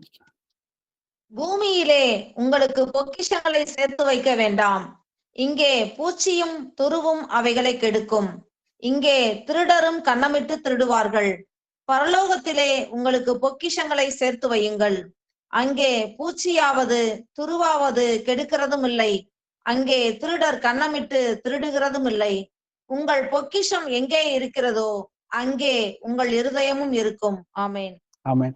அப்ப இந்த வசனத்துல பாத்தீங்கன்னாக்கா நம்மளுடைய குடியிருப்பு, நாம பூமியில இருந்தாலும் நம்மளுடைய குடியிருப்பு வந்து பரலோகத்துல இருக்கிறனால நாம இன்னைக்கு நாம கர்த்தரை சொந்த இரட்சகராக ஏற்றுக்கொள்வதற்கு முன்பாக நமக்கு அந்த பூமிக்குரிய காரியங்களை தான் நாம வந்துட்டு செஞ்சு நம்மளுடைய ஃபியூச்சருக்காக நிறைய காரியங்களை வந்துட்டு செய்து கொண்டு இருந்தோம். ஆனா இன்னைக்கு நம்மளுடைய காரியங்கள் எல்லாமே வந்துட்டு பரலோகத்துலதான் இருக்குது. அங்க போய் உங்களுடைய சொத்துக்களை வந்துட்டு பொக்கிஷங்களை வந்துட்டு சேர்த்து வையுங்கள். இப்போ இதுக்கு வந்துட்டு ஏசப்பா வந்துட்டு பாத்தீங்கன்னாக்கா லூக்கா 10வது அதிகாரத்துல அவர்களுக்கு தன்னுடைய சீஷர்களை 2 பேரா வந்துட்டு அவர்களை வந்துட்டு பழக்கப்படுத்துறதுக்காக தேவனுடைய ராஜ்யத்துல எப்படி பிரசங்கிக்கணும், அந்த தேவனுடைய ராஜ்யத்துல நோய்களை சுகமாக்குறது எப்படி, பிசாசுகளை விரட்டுவது எப்படின்னு சொல்லி அவங்களுக்கு வந்துட்டு பழக்கப்படுத்துவதற்காக அவர் 2 பேர்த்தா வந்துட்டு அங்க உள்ள பட்டணங்களுக்கு, கிராமங்களுக்கு கர்த்தர் வந்துட்டு அனுப்புறாரு. அவருடைய சீஷர்கள் எல்லாம் மறுபடியும் வரும் பொழுது சந்தோஷமாக வந்துட்டு, ஆண்டவரே உம்முடைய நாமத்தை சொன்னா பிசாசுகள் கீழ்ப்படியுது அப்படின்னு சொன்னப்ப அவங்க சந்தோஷத்தோட சொல்லும் பொழுது, நீங்க வந்துட்டு பிசாசுகளை வந்துட்டு துரத்துறதுனால நீங்க வந்துட்டு சந்தோஷப்படாதீங்க, இதனால வந்துட்டு உங்கள் நாமங்கள் வந்துட்டு பரலோகத்துல வந்துட்டு எழுதப்படுகிறது, அதற்காக நீங்க வந்துட்டு சந்தோஷப்படுங்கன்னு சொல்லியிருக்காரு. அப்ப நாம வந்துட்டு பரலோக பிரஜைகள்னா பரலோக பிரஜைக்குரிய வேலைகளை மாத்திரம் நாம வந்துட்டு முதன்மையாக வைத்து, எதற்கு ஏன்னா கர்த்தரை தான் வந்துட்டு நம்ம வந்துட்டு முதன்மையாக வந்துட்டு இருதயத்துல வந்து வைத்து அதற்கேற்ற செயல்களை வெளிப்படுத்தணும்னு வந்து சொல்லியிருக்கிறாரு. ஆனா நாம மாம்சத்துலதான் இருக்கிறோம். நாம வேலைகளையும் பார்க்க வேண்டும். ஆனா எதற்கு வந்துட்டு முன்னுரிமை கொடுக்குறோம், நம்ம வந்துட்டு எப்படி நம்மளுடைய நேரங்களை வந்துட்டு கர்த்தருக்கு கொடுக்குறோங்கிறத பார்ப்போம். நம்ம எவ்வளவு நேரத்தை வந்துட்டு நம்மளுடைய சொந்த அலுவல்களையும் பார்த்துக்கிட்டு அதுக்கப்புறம் நம்ம நேரங்களை வந்துட்டு வீணாக்குற நேரத்தை வந்துட்டு அதை முழுக்க வந்துட்டு கர்த்தருக்கு கொடுக்கணும். ஏன்னா நான் பழைய மனுஷனா இருந்த பொழுது எனக்கு வந்துட்டு டிவி பார்க்கறதுல இல்லை பொழுதுபோக்குற இதுக்கு வந்துட்டு ஒரு நாளைக்கு 3 மணி நேரம், 4 மணி நேரம், 5 மணி நேரம் தான் நாம வந்துட்டு செலவு செய்திருக்கிறோம். நான் செலவு செய்திருக்கிறேன். ஆனா இன்னைக்கு வந்துட்டு அந்த நேரத்தை வந்துட்டு முழுக்க வந்துட்டு கர்த்தருக்கு நாம வந்து கொடுத்தோம்னாக்க அவர் நம்மளால வந்துட்டு அவருடைய ராஜ்யத்துக்குள்ள வல்லமையா நம்மளை வந்துட்டு அவரால் வந்துட்டு பயன்படுத்தும். இப்போ ஏசப்பா வந்துட்டு நாம வந்துட்டு இப்ப இந்த பரலோக ராஜ்யத்துக்குரிய ஒரு ஊமையை வந்துட்டு பார்த்தோம். அதுக்கப்புறம் வந்துட்டு வாசிப்போமே. மத்தேயுல 13வது அதிகாரத்துல 31-32. வேறொரு உவமையை அவர்களுக்கு சொன்னார். பரலோக ராஜ்யம் கடுகு விதைக்கு ஒப்பாய் இருக்கிறது. அதை ஒரு மனுஷன் எடுத்து தன் நிலத்தில் விதைத்தான். அது சகல விதைகளிலும் சிறிதாயிருந்தும் வளரும்போது சகல பூண்டுகளிலும் பெரிதாகி ஆகாயத்து பறவைகள் அதன் கிளைகளில் வந்து அடையத்தக்க மரமாகும் என்றார். ஆமென். இப்ப இந்த கடுகு அந்த விதை ஓமை பாத்தீங்கன்னாக்கா, இதுக்கு முன்னாடி பாத்தீங்கன்னாக்கா அந்த கலை ஓமை இருந்துச்சு. அதுக்கப்புறம் பாத்தீங்கன்னா அதை தொடர்ந்துதான் வந்துட்டு இந்த ஓமை வந்துட்டு வருது. அப்ப அந்த இதுக்கு முன்னாடி பார்த்த அந்த ஓமையில பாத்தீங்கன்னா அந்த கோதுமை அந்த கலை அதை வந்துட்டு விதைத்தது வந்துட்டு சத்துரு. அப்ப சத்துரு விதைக்கிறப்ப வந்துட்டு பாத்தீங்கன்னா அங்க வந்துட்டு ஒரு இடர்கள் வந்துட்டு இந்த தேவனுடைய ராஜ்யத்துக்குள்ள இருக்கிற பிள்ளைகளுக்கு வந்துட்டு வரும் வந்துட்டு கர்த்தர் வந்துட்டு சொல்லியிருக்காரு. அப்படி இடர்கள் வந்தாலுமே அதுக்கு அடுத்த உண்மையா வந்துட்டு கடுகு விதையை வந்து சொல்றாரு. ஏன்னா இன்னைக்கு தேவனுடைய ராஜ்யம் வந்துட்டு பிரசித்தமா வந்துட்டு பெரிய அளவுக்கு வந்துட்டு தெரியாது. ஆனா அது ஒரு சிறிய விதை போல வந்துட்டு அது வளர்ந்து அது பெருசா வந்துட்டு வளருது. அதுல வந்துட்டு அந்த வளரும் பொழுது பாத்தீங்கன்னாக்கா அதுல வந்து ஆகாயத்து பறவைகள் அதன் கிளைகளில் வந்து அடையத்தக்கதாக பெரிய மரம் ஆகும். ஏன்னா இப்படிதான் வந்துட்டு ஒரு கல்லோ தானியல் வந்து சொல்லுவாரு, கடைசி காலத்துல வந்துட்டு அந்த ராஜ்யங்கள் உலகத்துல இருக்கிற ராஜ்யங்கள் 2வது அதிகாரத்தை படிச்சு பாக்குறப்ப அந்த ராஜ்யத்துல வந்து கடைசியா வந்துட்டு அந்த ஒரு சிலையை வந்து பாக்குறாரு. அதுல வந்து ஒரு சிறிய கல் வந்துட்டு அந்த காலில் வந்துட்டு அந்த சிலையோட காலில் வந்துட்டு இடிபடுறப்ப அந்த சிலை வந்துட்டு நொறுங்கி போய் அதுக்கப்புறம் அந்த கல்லோ வந்துட்டு பெரிய வந்துட்டு பர்வதம் ஆகுது. ஸோ அதே போலதான் வந்துட்டு கர்த்தர் வந்து இந்த இடத்துல வந்து ஊமைகளை வந்துட்டு குறித்து வந்துட்டு பேசியிருப்பாரு. அதுக்கு அடுத்த ஊமையை பார்த்தீங்கன்னாக்கா புளித்த மாவு. ஒரு மாவை வந்துட்டு புளித்த மாவு அது பார்த்தீங்கன்னாக்கா அதை புளிக்க வச்சோம்னா அது வந்து பெருசா வந்துட்டு உப்பு ஆகும். ஸோ அது போலதான் வந்துட்டு தேவனுடைய ராஜ்யம். அதுக்கப்புறம் வாசிப்போமே மார்க்ல 4வது அதிகாரத்துல 26 29.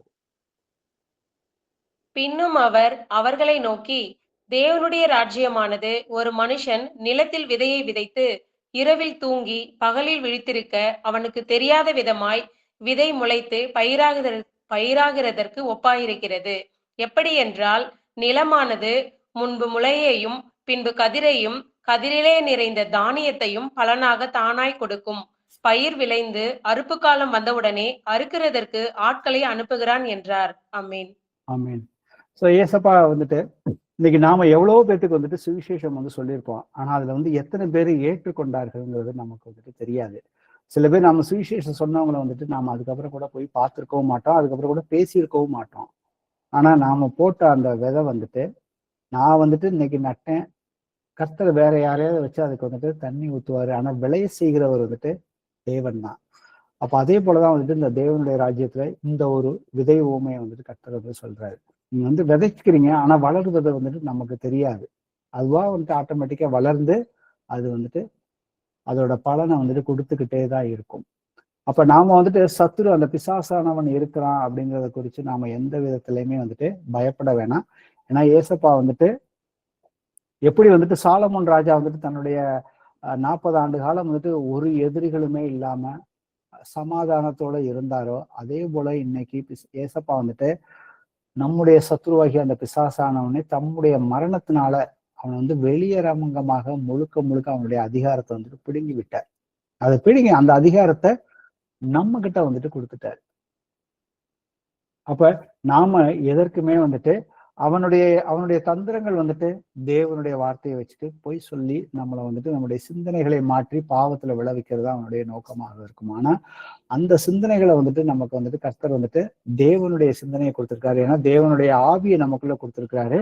நாம் அவருடைய வார்த்தைகளை தியானித்து அதை விசுவாசிக்கும் பொழுது பாத்தீங்கன்னாக்க நம்மளால வந்துட்டு எதையுமே வந்துட்டு இயேசு கிறிஸ்துவின் நாமத்தினால வந்துட்டு செய்ய முடியும். அதை விசுவாசித்து நாம அதுல நடக்கும் பொழுது பாத்தீங்கன்னாக்கா ஒவ்வொரு காரியமும் வந்துட்டு நமக்கு வந்துட்டு ஜெயமாக தான் முடியும். ஏன்னா ஜெயம் கொள்ளுகிறவன் எவனோ அவன் என்னுடைய பிதாவின் சிங்காசனத்துல நான் வந்து உட்கார வைப்பேன் வந்து கர்த்தர் சொல்லியிருக்காரு. அடுத்த ஓமை வாசிப்போமே மத்தேயுல 13வது அதிகாரத்துல 44 46 வரைக்கும். அன்றியும் பரலோக ராஜ்யம் நிலத்தில் புதைந்திருக்கிற பொக்கிஷத்துக்கு ஒப்பாயிருக்கிறது. அதை ஒரு மனுஷன் கண்டு மறைத்து அதை பற்றிய சந்தோஷத்தினாலே போய் தனக்கு உண்டான எல்லாவற்றையும் விற்று அந்த நிலத்தை கொள்ளுகிறான். மேலும் பரலோக ராஜ்யம் நல்ல முத்துக்களை தேடுகிற வியாபாரிக்கு ஒப்பாயிருக்கிறது. அவன் விலையுயர்ந்த ஒரு முத்தை கண்டு போய் தனக்கு உண்டான எல்லாவற்றையும் விற்று அதை கொள்ளுகிறான். ஆமேன். ஆமீன். இந்த 2 ஓமையும் பாத்தீங்கன்னாக்கா ஒரே மாதிரியான விஷயங்கள் தான். இன்னைக்கு நமக்கு வந்துட்டு அந்த பரலோக ராஜ்யத்தின் அந்த பொக்கிஷத்தை வந்துட்டு கர்த்தர் வந்துட்டு கொடுத்துட்டாரு. நாம அதுக்குள்ள இருக்கிறோம். அப்ப நம்மளுடைய நேரம், நம்மளுடைய திறமைகள், நம்மளுடைய பொருட்கள் இது எல்லாத்தையும் வைத்து கொண்டு அந்த ராஜ்யத்தை வந்துட்டு நாம வந்துட்டு முழுமையா வந்துட்டு அடையணும். இன்னைக்கு அதுக்குள்ள வந்துட்டு பிரவேசிச்சிருக்கோம். அதை வந்துட்டு முடிவு பரியந்தம் நிலை நிற்கணும். சோ அதற்காக தான் கர்த்தர் வந்துட்டு அந்த ராஜ்யத்துக்குள்ள இருக்கிறவர்கள், அதை கண்டுபிடிப்பவர்கள் எப்படி இருப்பார்கள்னு சொல்லி இதை வந்துட்டு நமக்கு வந்துட்டு ஓமையாக வந்துட்டு சொல்லியிருக்கிறாரு. அடுத்தது வாசிப்போமே வலை ஓமையை குறிச்சு. மத்தேயுல 13:47 வரைக்கும். அன்றியும் பரலோக ராஜ்யம் கடலிலே போடப்பட்டு சகலவிதமான மீன்களையும் சேர்த்து வாரிக்கொள்ளும் வலைக்கு ஒப்பாய் இருக்கிறது. அது நிறைந்த போது அதை கரையில் இழுத்து உட்கார்ந்து நல்லவைகளை கூடைகளில் சேர்த்து ஆகாதவைகளை எரிந்து போடுவார்கள். இப்படியே உலகத்தின் முடிவிலே நடக்கும். தேவதூதர்கள் புறப்பட்டு நீதிமான்களின் நடுவிலிருந்து பொல்லாதவர்களை பிரித்து அவர்களை அக்கினி சூளையிலே போடுவார்கள். அங்கே அழுகையும் பற்கடிப்பும் உண்டாயிருக்கும் என்றார். ஆமென். ஆமென். அப்ப பாத்தீங்கன்னா இந்த வலை ஊமையில பாத்தீங்கன்னாக்கா அநேக மீன்களை வந்துட்டு அது வந்துட்டு வாரிக்கொள்ளும். அதற்கு வந்து ஒப்பாக இருக்குது பரலோக ராஜ்யம் சொல்றாரு.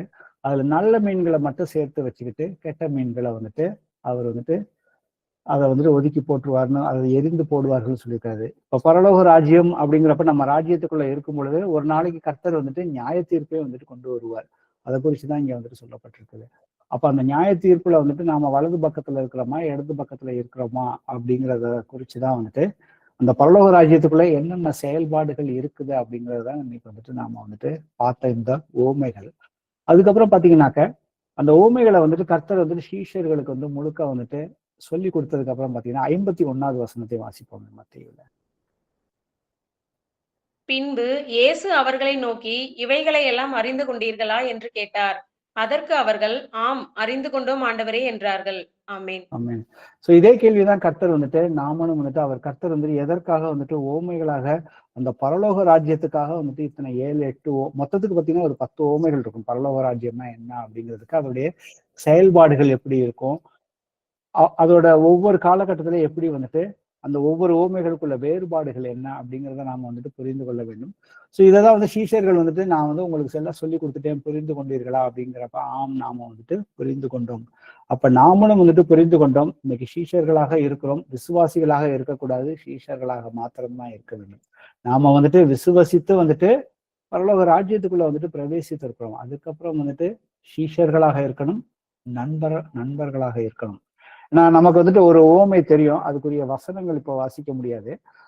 பாத்தீங்கன்னாக்க ஒரு வீட்டு எஜமானாகிய ஒரு மனுஷன் மத்தேயுல 21 நீங்க போய் அப்புறம் நோட் பண்ணி படிச்சு பாருங்க. 33 43 வரைக்கும் உள்ள வசனங்களை பாத்தீங்கன்னாக்க ஒரு திராட்சை தோட்டத்தை வந்துட்டு உண்டு பண்ணிட்டு அதை வந்துட்டு ஒரு குத்தகைக்கு விட்டுட்டு புறதேசத்துக்கு போயிருந்தேன். அப்ப அந்த சரியான நேரம் வரப்போ பாத்தீங்கன்னா தன்னுடைய வேலைக்காரர்களை அனுப்பி அதற்குரிய அந்த அந்த கனிகளை வந்துட்டு அந்த குத்தகைக்குரிய அந்த காரியங்களை வந்துட்டு பெற்றுக்கொள்வதற்காக அவங்கள வேலைக்காரரை வந்து அனுப்புறாரு. ஆனா அவங்கள வந்துட்டு கொலை செய்யறாங்க, ஒவ்வொருத்தரையே கொலை செய்யறாங்க. அதுக்கப்புறம் தன்னுடைய குமாரனையும் வந்துட்டு அனுப்புறாரு. சோ இவன் தான் இதற்கெல்லாம் சுதந்திரவாதின்னு சொல்லி தன்னுடைய குமாரனையும் வந்துட்டு அவர்கள் வந்துட்டு கொலை செய்கிறார்கள். அதுக்கப்புறம் வந்துட்டு அந்த திராட்சை தோட்டக்காரரே வந்துட்டு அந்த அவர்கள்ட்ட இருந்து அதை வந்துட்டு அவர்களை வந்துட்டு கொலை செய்து அவர்களை புறந்தள்ளி அந்த திராட்சை தோட்டத்தை வந்துட்டு அதை ஏற்ற காலங்கள்ல வந்துட்டு அவங்களுக்கு வந்து கனி கொடுக்கறவங்கள்ட்ட வந்துட்டு அந்த தோட்டத்தை வந்துட்டு கொடுத்துருக்கிறாரு. சோ இந்த ஓமை பாத்தீங்கன்னாக்க அவருடைய ராஜ்யத்துக்குள்ள பிரவேசித்த முதல்ல யூதர்களுக்கு தான் வந்துட்டு இஸ்ரேல் மக்களுக்கு அவர்களுக்கு ஒரு காலகட்டங்களை கொடுத்தாரு. அவர்கள் அதை வந்துட்டு ஏற்றுக்கொள்ளவில்லை. அந்த குமாரன் கர்த்தரையும் வந்துட்டு அவர்கள் வந்துட்டு கொன்று விட்டார்கள். அது நமக்கு வந்துட்டு கர்த்தர் வந்துட்டு ராஜ்யத்துக்குள்ள பிரவேசிப்பதற்கு வழியை வந்துட்டு வகுத்தது.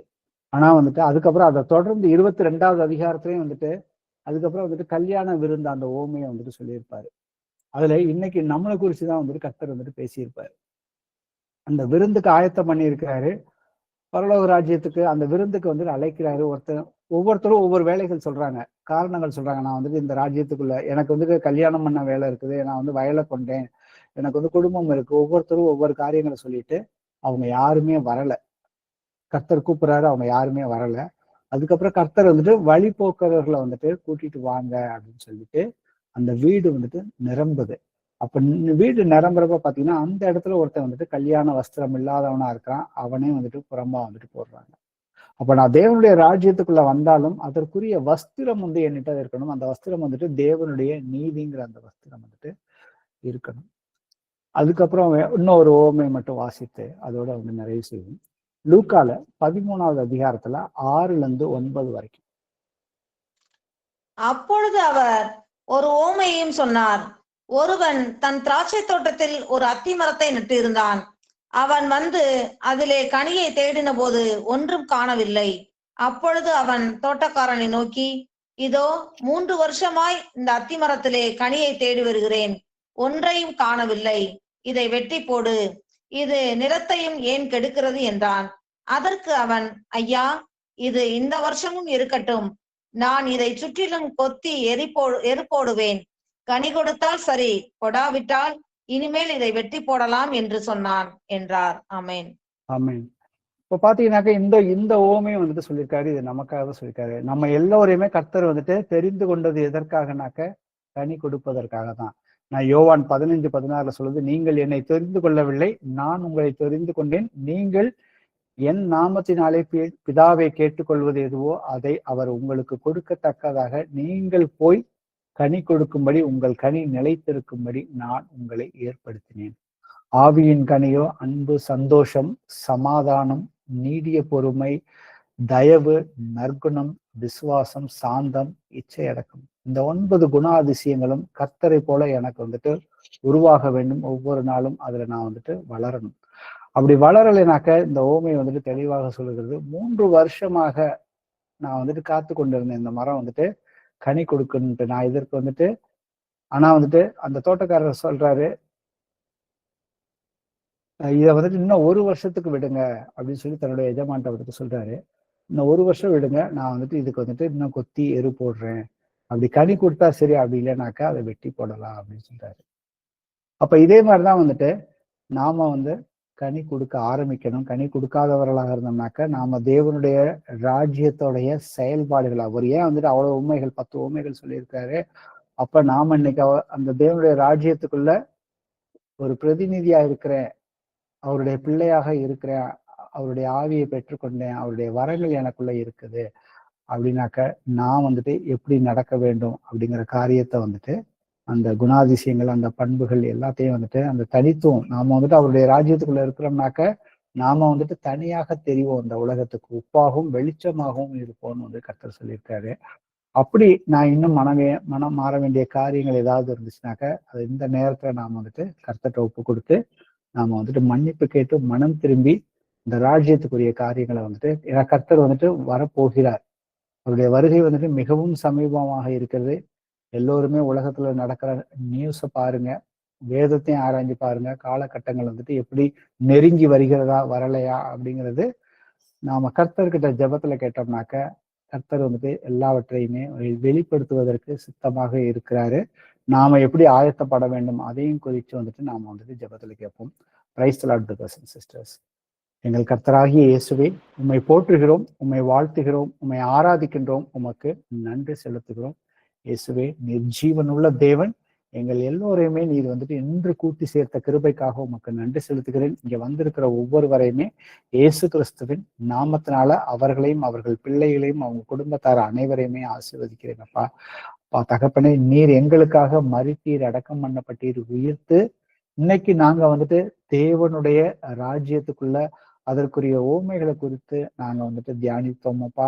நாங்கள் அந்த ஓமைகளை வந்துட்டு முழுமையாக புரிந்து கொண்டு இன்னும் ஏதாவது வந்துட்டு அதுல வந்துட்டு தெரியாத காரியங்கள் இருந்துச்சுன்னா அதை நாங்க உங்ககிட்ட மாத்திரம் கற்றுக்கொண்டு நாங்கள் கற்றுக்கொண்டவைகளை வந்துட்டு எங்களுடைய வாழ்க்கையில வந்துட்டு கிரிகைகள் மூலியமாக வெளிப்படுத்தி உமக்கு பிரியமானபடி நாங்கள் நடப்பதற்கும் எங்களுடைய எல்லா நடக்கைகளிலும் பரிசுத்தமாக இருப்பதற்கும் எங்களுக்கு உதவி செய்யுங்கப்பா. தேவனுடைய ராஜ்யம் இருப்பது போல வந்துட்டு பிசாசுனுடைய ராஜ்யம், அந்த ராஜ்யம் தோற்று போன அந்த ராஜ்யத்தை எதிர்த்து நிற்கக்கூடிய எல்லா தகுதிகளையுமே இங்க இருக்கிற ஒவ்வொருவருக்கும் உங்களுடைய நாமத்தை தரித்து கொண்ட பிள்ளைகளுக்கு நீங்க வந்து கொடுத்திருக்கிறீங்கப்பா. அந்த அதிகாரத்தை முழுமையாக பயன்படுத்தி அவர்களுக்கு தங்களுக்கோ தங்கள் குடும்பத்தாருக்கு வர எல்லா பிரச்சனைகளையுமே அதே போல மற்றவர்களுக்கு சுவிசேஷத்தை அறிவித்து பிசாசின் ராஜ்யத்தில் இருக்கிறவர்களை வந்து தேவனுடைய ராஜ்யத்துக்குள்ள கொண்டு வரக்கூடிய எல்லா அறிவையும், ஞானத்தையும், தைரியத்தையும் நீங்க ஒவ்வொருவருக்கும் நீங்க நிறைவாக தரும்படியாக ஜெபிக்கிறேனப்பா. இயேசுவே ஆண்டவரே, நீங்க வந்துட்டு எங்களுக்கு பயமுள்ள ஆவியை கொடுக்கவில்லைப்பா, அன்பும் தெளிந்த புத்தியும் வல்லமையுள்ள ஆவியை கொடுத்திருக்கிறீங்கப்பா. அந்த ஆவியினாலே என்னை பலப்படுத்துகிற கிறிஸ்துவினாலே எல்லாவற்றையும் செய்ய எனக்கு பலம் உண்டப்பா. இயேசுவே ஜீவனுள்ளவரே, உங்களுடைய வருகையின் போது நாங்கள் எல்லோருமே உம்மோடு வந்துட்டு எடுத்துக்கொள்ளப்படுவோம், மருகவும் ஆவோம் அப்படிங்கிற அந்த விசுவாசத்தோடு நீர் எங்களை வந்துட்டு ஒவ்வொரு நாளும் உங்களுடைய ஆவியினாலே வழிநடத்தும்படியாக இயேசு கிறிஸ்துவின் நாமத்தினாலே என்னுடைய எல்லா ஜபத்தை ஏறெடுத்து கேட்கிறோம் ஜீவனுள்ள நல்ல பிதாவே, ஆமென். யாருக்காவது பிரேயர் ரெக்வெஸ்ட் இருக்குதுங்களா? நான் மகாதேவி பேசுறேன் பிரதர். சொல்லுங்க சிஸ்டர். பிரதர், நான் இன்னைக்கு கீமோ போறதுக்கு போயிருந்தேன். அது ஒரு டெஸ்ட் வந்து இந்த கிட்னிக்கு இன்னும் ஒரு டெஸ்ட் எடுப்பாங்களாம். அது விட்டுட்டுறாங்க எனக்கு இங்க பிளட் எடுக்கிற இடத்துல. அது கொடுக்காதால இன்னைக்கு போடல பிரதர். எனக்கு கீமோ நாளைக்கு போடுறாங்க பிரதர். காலையிலேயே கீமோ போட போறேன் பிரதர். எனக்கு அந்த வாய்ப்புண்ணு இதெல்லாம் வராததுக்கு ஆண்டவர் எனக்கு நல்ல பலன் கொடுக்கணும் பிரதர். நான் மருந்து கேட்டா ஏத்துக்கிற அளவுக்கு பலன்னு கொடுக்கணும். ஓகே சிஸ்டர், அதுக்காக ஜெபம் பண்ணுங்க. இயேசுவே ஆண்டவரே, அப்பா தகப்பனே, இதோ சகோதரி மகாதேவிக்காக நாங்கள் ஒரு சபையாராக உமக்கு முன்பாக எங்களுடைய ஜபத்தை ஏறெடுக்கிறோம் அப்பா. இயேசுவே ஜீவனுள்ளவரே, இதோ சகோதரிக்கு வந்துட்டு கேன்சர் இருக்குதுன்னு வந்துட்டு டாக்டர்கள் ரிப்போர்ட் கொடுத்துருக்காங்கப்பா. அவங்க வந்துட்டு அதற்கான ட்ரீட்மெண்ட்டை எடுக்கிறாங்கப்பா. ஆனா உம்முடைய நாமத்தின் மேல அவர்கள் வந்து முழு விசுவாசத்தோட இருந்து அவர் தங்களுடைய உம்முடைய சத்திய வசனத்தின்படி உம்முடைய பிள்ளையாக உம்மை சொந்த ரட்சகராக ஏற்றுக்கொண்டாங்கப்பா. இயேசுவே ஜீவனுள்ளவரே, ஏதாவது ஒரு காரியங்கள் உமக்கு விரோதமான காரியங்களோ இல்ல பாவங்களை அறிக்கையிடாத காரியங்கள் எதுவும் அவர்களுக்குள்ளாக இருந்தால் அப்பா, நீரே அதை வெளிப்படுத்தும்படியாக இந்த நேரத்துல நாங்கள் ஜெபிக்கிறோம் அப்பா. இயேசுவே, நாங்க வந்துட்டு விசுவசிக்கிறோம் அப்பா. உம்முடைய தழும்புகளால நீங்க வாக்குத்தத்தம் பண்ணி கொடுத்துருக்கிறீங்கப்பா. பாவத்துக்கு மரித்து நீதிக்கு பிழைத்திருக்கும்படி நீங்க வந்துட்டு உம்முடைய சரீரத்துல நீங்க எங்களுடைய பாவங்களை எல்லாவற்றையும் சுமந்தீங்கப்பா.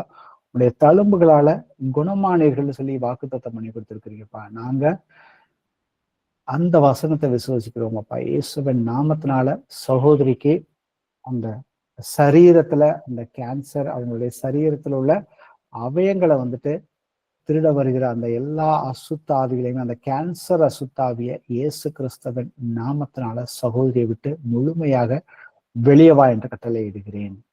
இயேசுவே ஆண்டவரே, ஜீவன் உள்ளவரே, அவங்க வந்துட்டு என்ன ட்ரீட்மெண்ட் எடுத்தாலும் அப்பா தகப்பனே, அது அவங்களுடைய சரீரத்தை வந்துட்டு பாதிக்காதுங்கிறத நாங்க விசுவசிக்கிறோம் அப்பா. ஏன்னா வந்துட்டு அவங்களுடைய சரீரத்தை நீங்க வந்துட்டு விலை கொடுத்து வாங்கியிருக்கிறீங்கப்பா. இயேசுவே, அது நாங்க முழுமையா உங்களுடைய ரத்தத்தினால, உங்களுடைய பரிசுத்த ரத்தத்தினால அவங்க சரீரத்தை வாங்கியிருக்கிறீங்கப்பா. அந்த சரீரம் வந்துட்டு தேவன் வாழும் ஆலயம் அப்பா. இயேசுவே ஆண்டவரே, ஜீவன் உள்ளவரே அப்பா, அந்த சரீரத்தை வஞ்சனையாக துன்பப்படுத்துகிற அந்த அசுத்தாவிய, அந்த பலவீனப்படுத்துகிற அசுத்தாவிய, அந்த கேன்சர் அசுத்தாவிய இயேசு கிறிஸ்துவின் நாமத்தினால முழுமையாக வெளியே வா என்று கட்டளை எடுக்கிறோம். இயேசுவே, நீங்க அவங்களுக்கு வந்துட்டு முழுமையான சுகத்தை கொடுத்துட்டீங்கன்னு சொல்லி நாங்க வந்துட்டு விசுவசித்து சகோதரி அந்த சுகத்தை வந்துட்டு பெற்றுக்கொண்டார்கள் என்று நாங்கள் அறிக்கை செய்து விசுவாசத்தோடு எங்கள் ஜபத்தை கர்த்தராகிய இயேசு கிறிஸ்துவின் நாமத்தினால எடுக்கிறோம். ஜீவனுள்ள நல்ல பிதாவே, ஆமென்.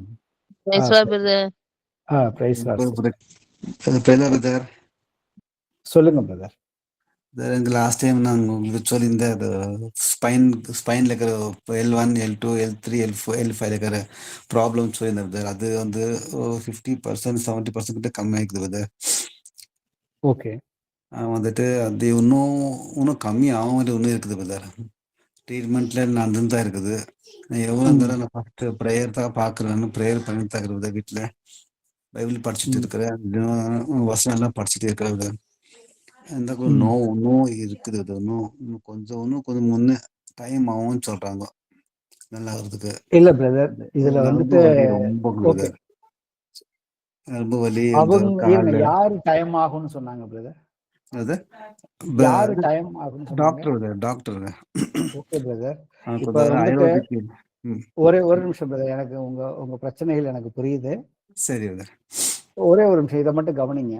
சரி டாக்டர்கள் உலகத்துல வந்துட்டு ரிப்போர்ட்ஸ் வந்துட்டு எது வேணா கொடுப்பாங்க. ஆனா இதுல வந்துட்டு நான் எந்த அளவுக்கு எதை நம்புறேங்கிறது தான் முதல்ல முக்கியமான விஷயம். ஏன்னா நம்ம இது வந்துட்டு நம்மளுடைய சுகத்துக்கான அடிப்படையான விஷயமே இதுதான்.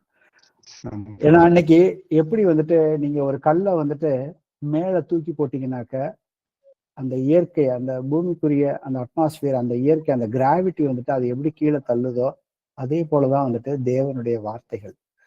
இந்த வார்த்தைகளின் படிதான் வந்துட்டு பைபிள்ல சொல்லியிருக்கிற வானமும் பூமியும் ஒளிந்து போகும், என் வார்த்தைகள் ஒன்றும் வந்து ஒளிந்து போவதில்லைன்னு வந்து கர்த்தர் சொல்லியிருக்கிறாரு. அப்ப கர்த்தர் வந்துட்டு சொல்லியிருக்கிறாரு, மனம் திரும்பி குணமடையுங்கள், அவர் வந்துட்டு அவருடைய தழும்புகளால் குணமாகிறோம் அப்படின்னு சொல்லிட்டாரு. நான் வந்து ஒத்துக்கிறேன், உங்களுக்கு வந்துட்டு உடம்புல வந்துட்டு அந்த ப்ராப்ளம் வந்துட்டு இருக்குதுதான். ஆனா டாக்டர் ஒரு ரிப்போர்ட் கொடுக்கறது வந்துட்டு டாக்டர் வந்துட்டு பரிசுத்தாவியினால ஏவப்பட்ட அவன் ரிப்போர்ட் கொடுக்கல. அவன் வந்துட்டு டாக்டர் வந்து அவங்க மாம்ச சிந்தையில உலகத்தின் போக்குல வந்துட்டு அவங்க வந்துட்டு சொல்றாங்க. பட் அவங்க என்ன வேணா ரிப்போர்ட் கொடுக்கட்டும், ஆனா அந்த ரிப்போர்ட்டை வந்துட்டு நாம வந்துட்டு மேற்கொள்றதுக்கு முதல்ல வந்துட்டு என்னுடைய மைண்ட், என்னுடைய மனது வந்துட்டு ரெடி ஆகணும்.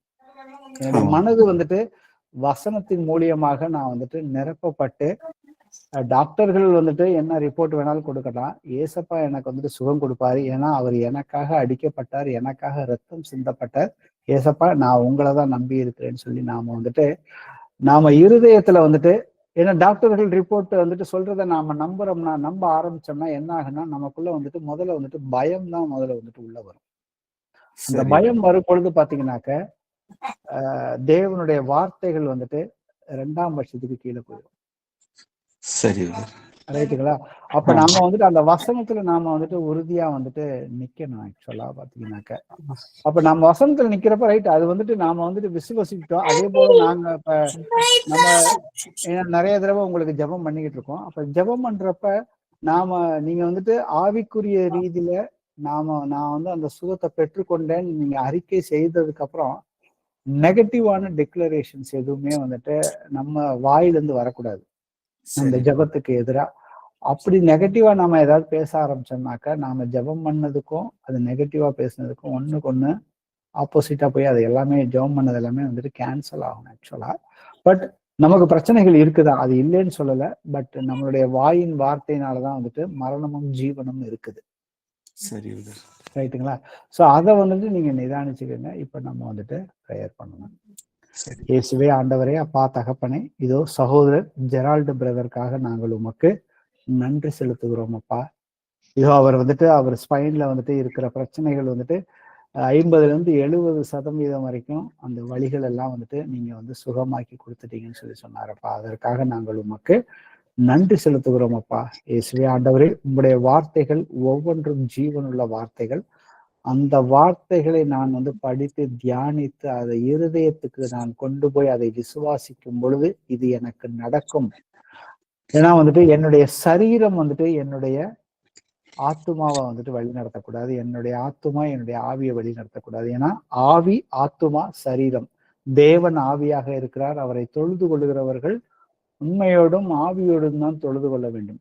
ஏன்னா நான் வந்துட்டு என்னுடைய ஆவி கர்த்தருடைய ஆவியோட வந்துட்டு இசைந்து இருக்கும் பொழுது ஆவியானவர் என்ன சொல்லுகிறாரோ, ஆவியானவர் என்னுடைய மனதை வந்துட்டு மறுரூபமாக சொல்கிறப்ப என்னுடைய ஆத்மா வந்துட்டு முழுமையாக, என்னுடைய மைண்டு வந்துட்டு மனம் வந்துட்டு வசனத்தினால வந்துட்டு அந்த பழைய காரியங்கள் வெளியில போயிட்டு, இந்த உலகத்து காரியங்கள் வெளியில போயிட்டு தேவனுடைய வசனத்தினால அது நிரப்பப்பட வேண்டும். அது நிரப்பும் பொழுது அந்த வார்த்தைகள் தான் வந்துட்டு என்னுடைய சரீரத்தை வந்துட்டு வழிநடத்த வேண்டும். என்னுடைய அந்த வார்த்தைகள், தேவனுடைய வார்த்தையினாலே நான் முழுமையாக சுகமடைந்து விட்டேன். ஏனெனில் அவர் வந்துட்டு எனக்கு முழு சுகத்தை வந்துட்டு கட்டளையிட்டிருக்காரு. அவருடைய தழும்புகளால, அவர் எனக்காக ஏற்கனவே காயப்பட்டு அடிக்கப்பட்ட அந்த தழும்புகளால சகோதரர் ஜெரால்டு வந்துட்டு சுகமாகிவிட்டார் என்று நாங்கள் அறிக்கை செய்கிறோமப்பா. இயேசு கிறிஸ்துவின் நாமத்தினால அவருடைய எல்லா சாபங்களையுமே, பாவத்தின் மூலியமாக வந்த எந்த சாபங்களாக இருந்தாலும் அதை முழுமையாக நீக்குகிறேன். இந்த குடும்பத்துல வந்துட்டு ஒரு மனம் இல்லாமல் இருந்தா தகப்பனே, அந்த குடும்பத்துல ஒரு மனத்தை கொண்டு வருவதற்கு சகோதரர் வந்துட்டு முழுமையாக ஜெபம் பண்ணுவதற்கும் அதற்குரிய பிரயாசத்தை வந்துட்டு எடுப்பதற்கு நீங்க உதவி செய்யுங்கப்பா. இயேசு கிறிஸ்துவின் வல்லமையுள்ள நாமத்தினால அவருடைய ஸ்பைன்ல இருக்கிற அந்த டிஸ்க் வந்துட்டு நார்மல் ஆகும்படி, அந்த ஸ்பைனல் கார்டை வந்துட்டு டச் பண்ணிக்கிட்டு இருக்க எல்லா அசுத்தாவிகளையுமே இயேசு கிறிஸ்துவின் நாமத்தினால சகோதரனுடைய ஸ்பைனை விட்டு சரீரத்தை விட்டு வெளியே வா என்று கட்டளை இடுகிறேன். இயேசுவே ஜீவன் உள்ளவரே, அப்பா தகப்பனே, உம்மால் கூடாத காரியம் ஒன்றுமே இல்லை, மனம் திரும்பி குணமடைங்கன்னு சொல்லியிருக்கிறீங்கப்பா. இயேசுவே ஆண்டவரே, நீங்க வந்துட்டு பூரண சுகத்த சகோதரனுக்கு நீங்க கட்டளையிட்டு இருக்கீங்கப்பா. அதற்காக உமக்கு நன்றி செலுத்துகிறேன். இயேசு கிறிஸ்துவின் நாமத்தினால என்னுடைய எல்லா ஜபத்தையும் ஏறெடுத்து கேட்கிறேன். ஜீவனுள்ள நல்ல பிதாவே, ஆமேன். Price lord brother. வேற யாருக்கும் ப்ரேயர் ரெக்வஸ்ட் இருக்குதுங்களா? சாட்சிகள் இருக்குதுங்களா? சொல்லுங்க சிஸ்டர். நான் பேசுறேன் பிரதர். சொல்லுங்க. எங்க வீட்டுக்கு நேத்துல இருந்து மூச்சு பிடிச்சுன்னு நெஞ்செல்லாம் வலிக்குன்ட்டு இருக்காரு பிரதர். யாரு? பிரதர் சலீம்ங்களா? ஆமாங்க பிரதர். Okay okay sister. நெஞ்செல்லாம் வலிக்குன்னு நைட்ல இருந்து தூங்காம இன்னைக்கு வரைக்கும் வலிக்குன்னு தான் பிரதர் இருக்காரு. அவர் பக்கத்துல இருக்கிறாருங்களா? இல்லங்க பிரதர், அவர் இல்ல, பக்கத்துல வெளியில போயிருக்காங்களா? சரிங்க சிஸ்டர், அவருக்காக ஜெபம் பண்ணுங்க.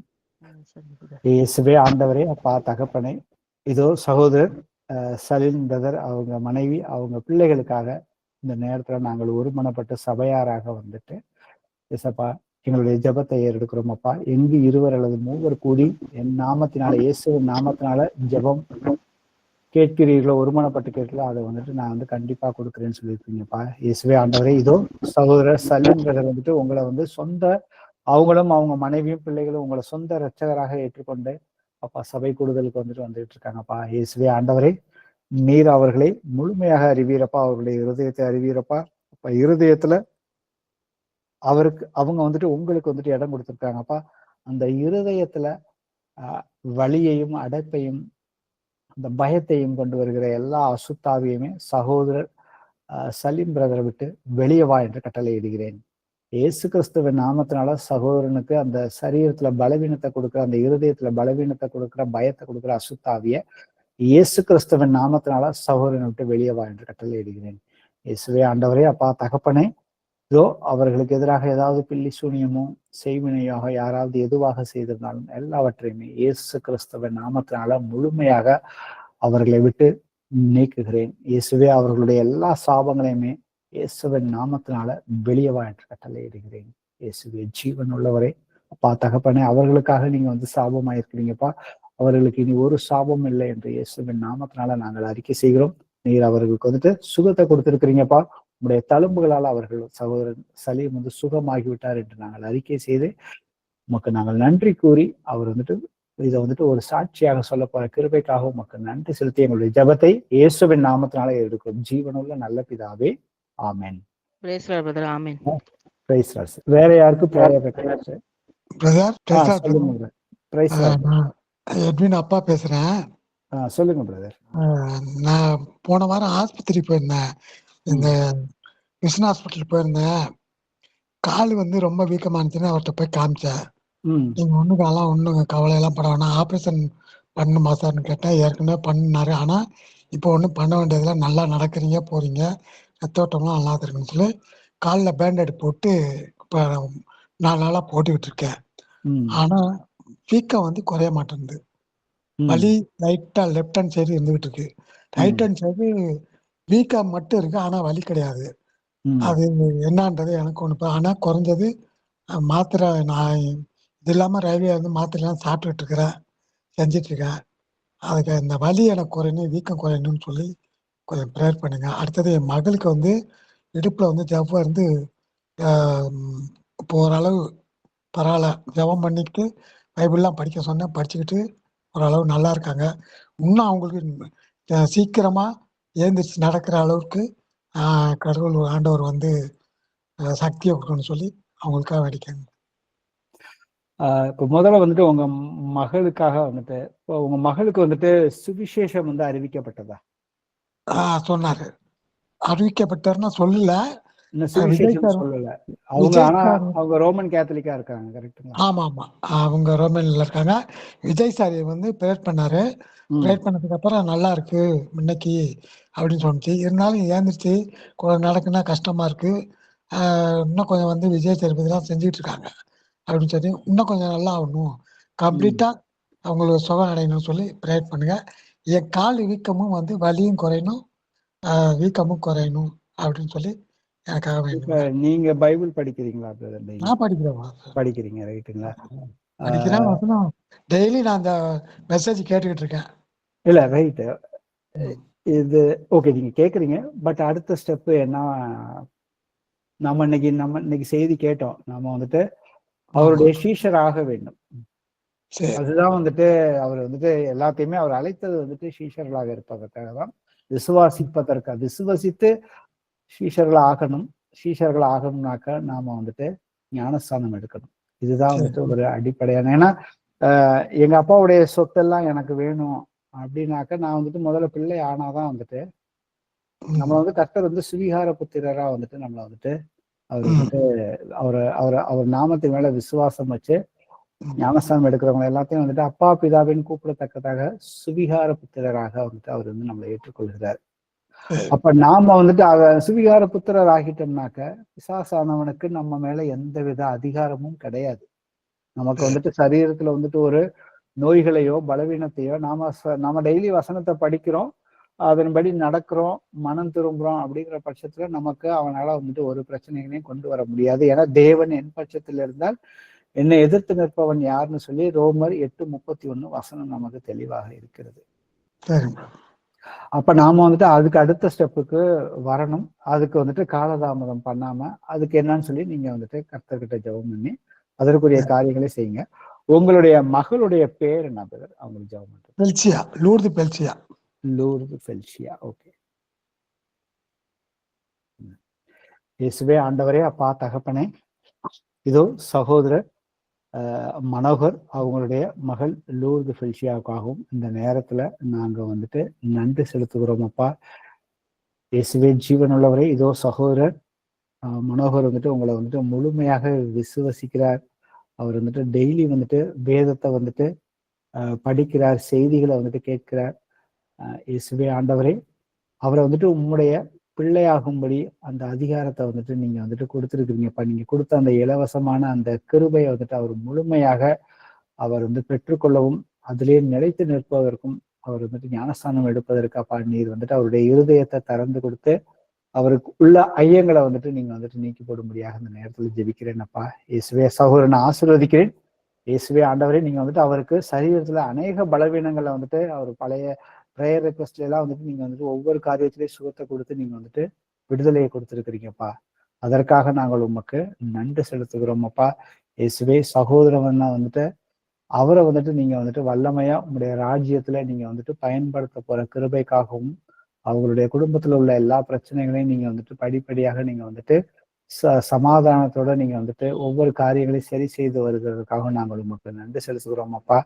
இயேசுவே ஆண்டவரே, அவருடைய காலில் வந்துட்டு வீக்கம் இருக்குன்னு சொல்லியிருக்காங்கப்பா. இயேசு கிறிஸ்துவின் நாமத்தினால சகோதரனுடைய காலில் வந்துட்டு வலியையும் அந்த வீக்கத்தையும் கொண்டு வந்திருக்கிற அந்த அசுத்தாவிய பிசாச இயேசு கிறிஸ்துவின் நாமத்தினால முற்றிலுமாக வெளியே போ என்று கட்டளை இடுகிறேன்.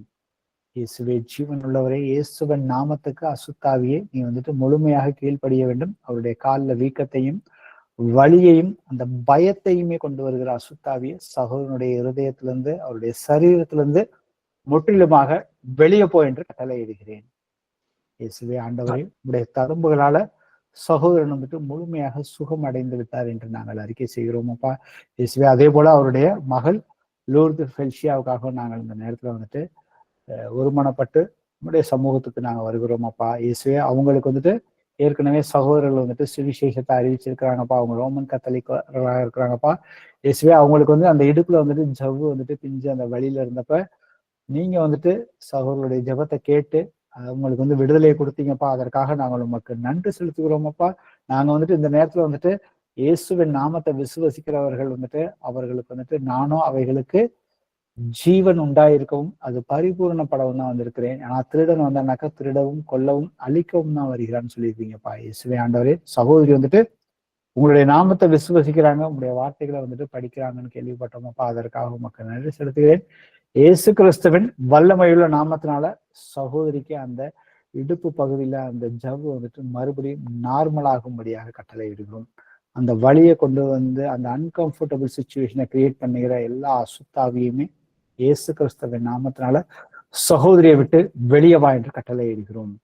இயேசுவே ஆண்டவரே, நீங்க வந்துட்டு பரிபூர்ண சுகத்தை கொடுத்துட்டீங்கப்பா. உடைய தழும்புகளால சகோதரி முழுமையாக சுகம் அடைந்து விட்டார் என்று நாங்கள் அறிக்கை செய்து இயேசு கிறிஸ்துவின் நாமத்தினால எங்களுடைய ஜெபத்தை எடுக்கும் ஜீவனுள்ள நல்ல பிதாவே, ஆமென்.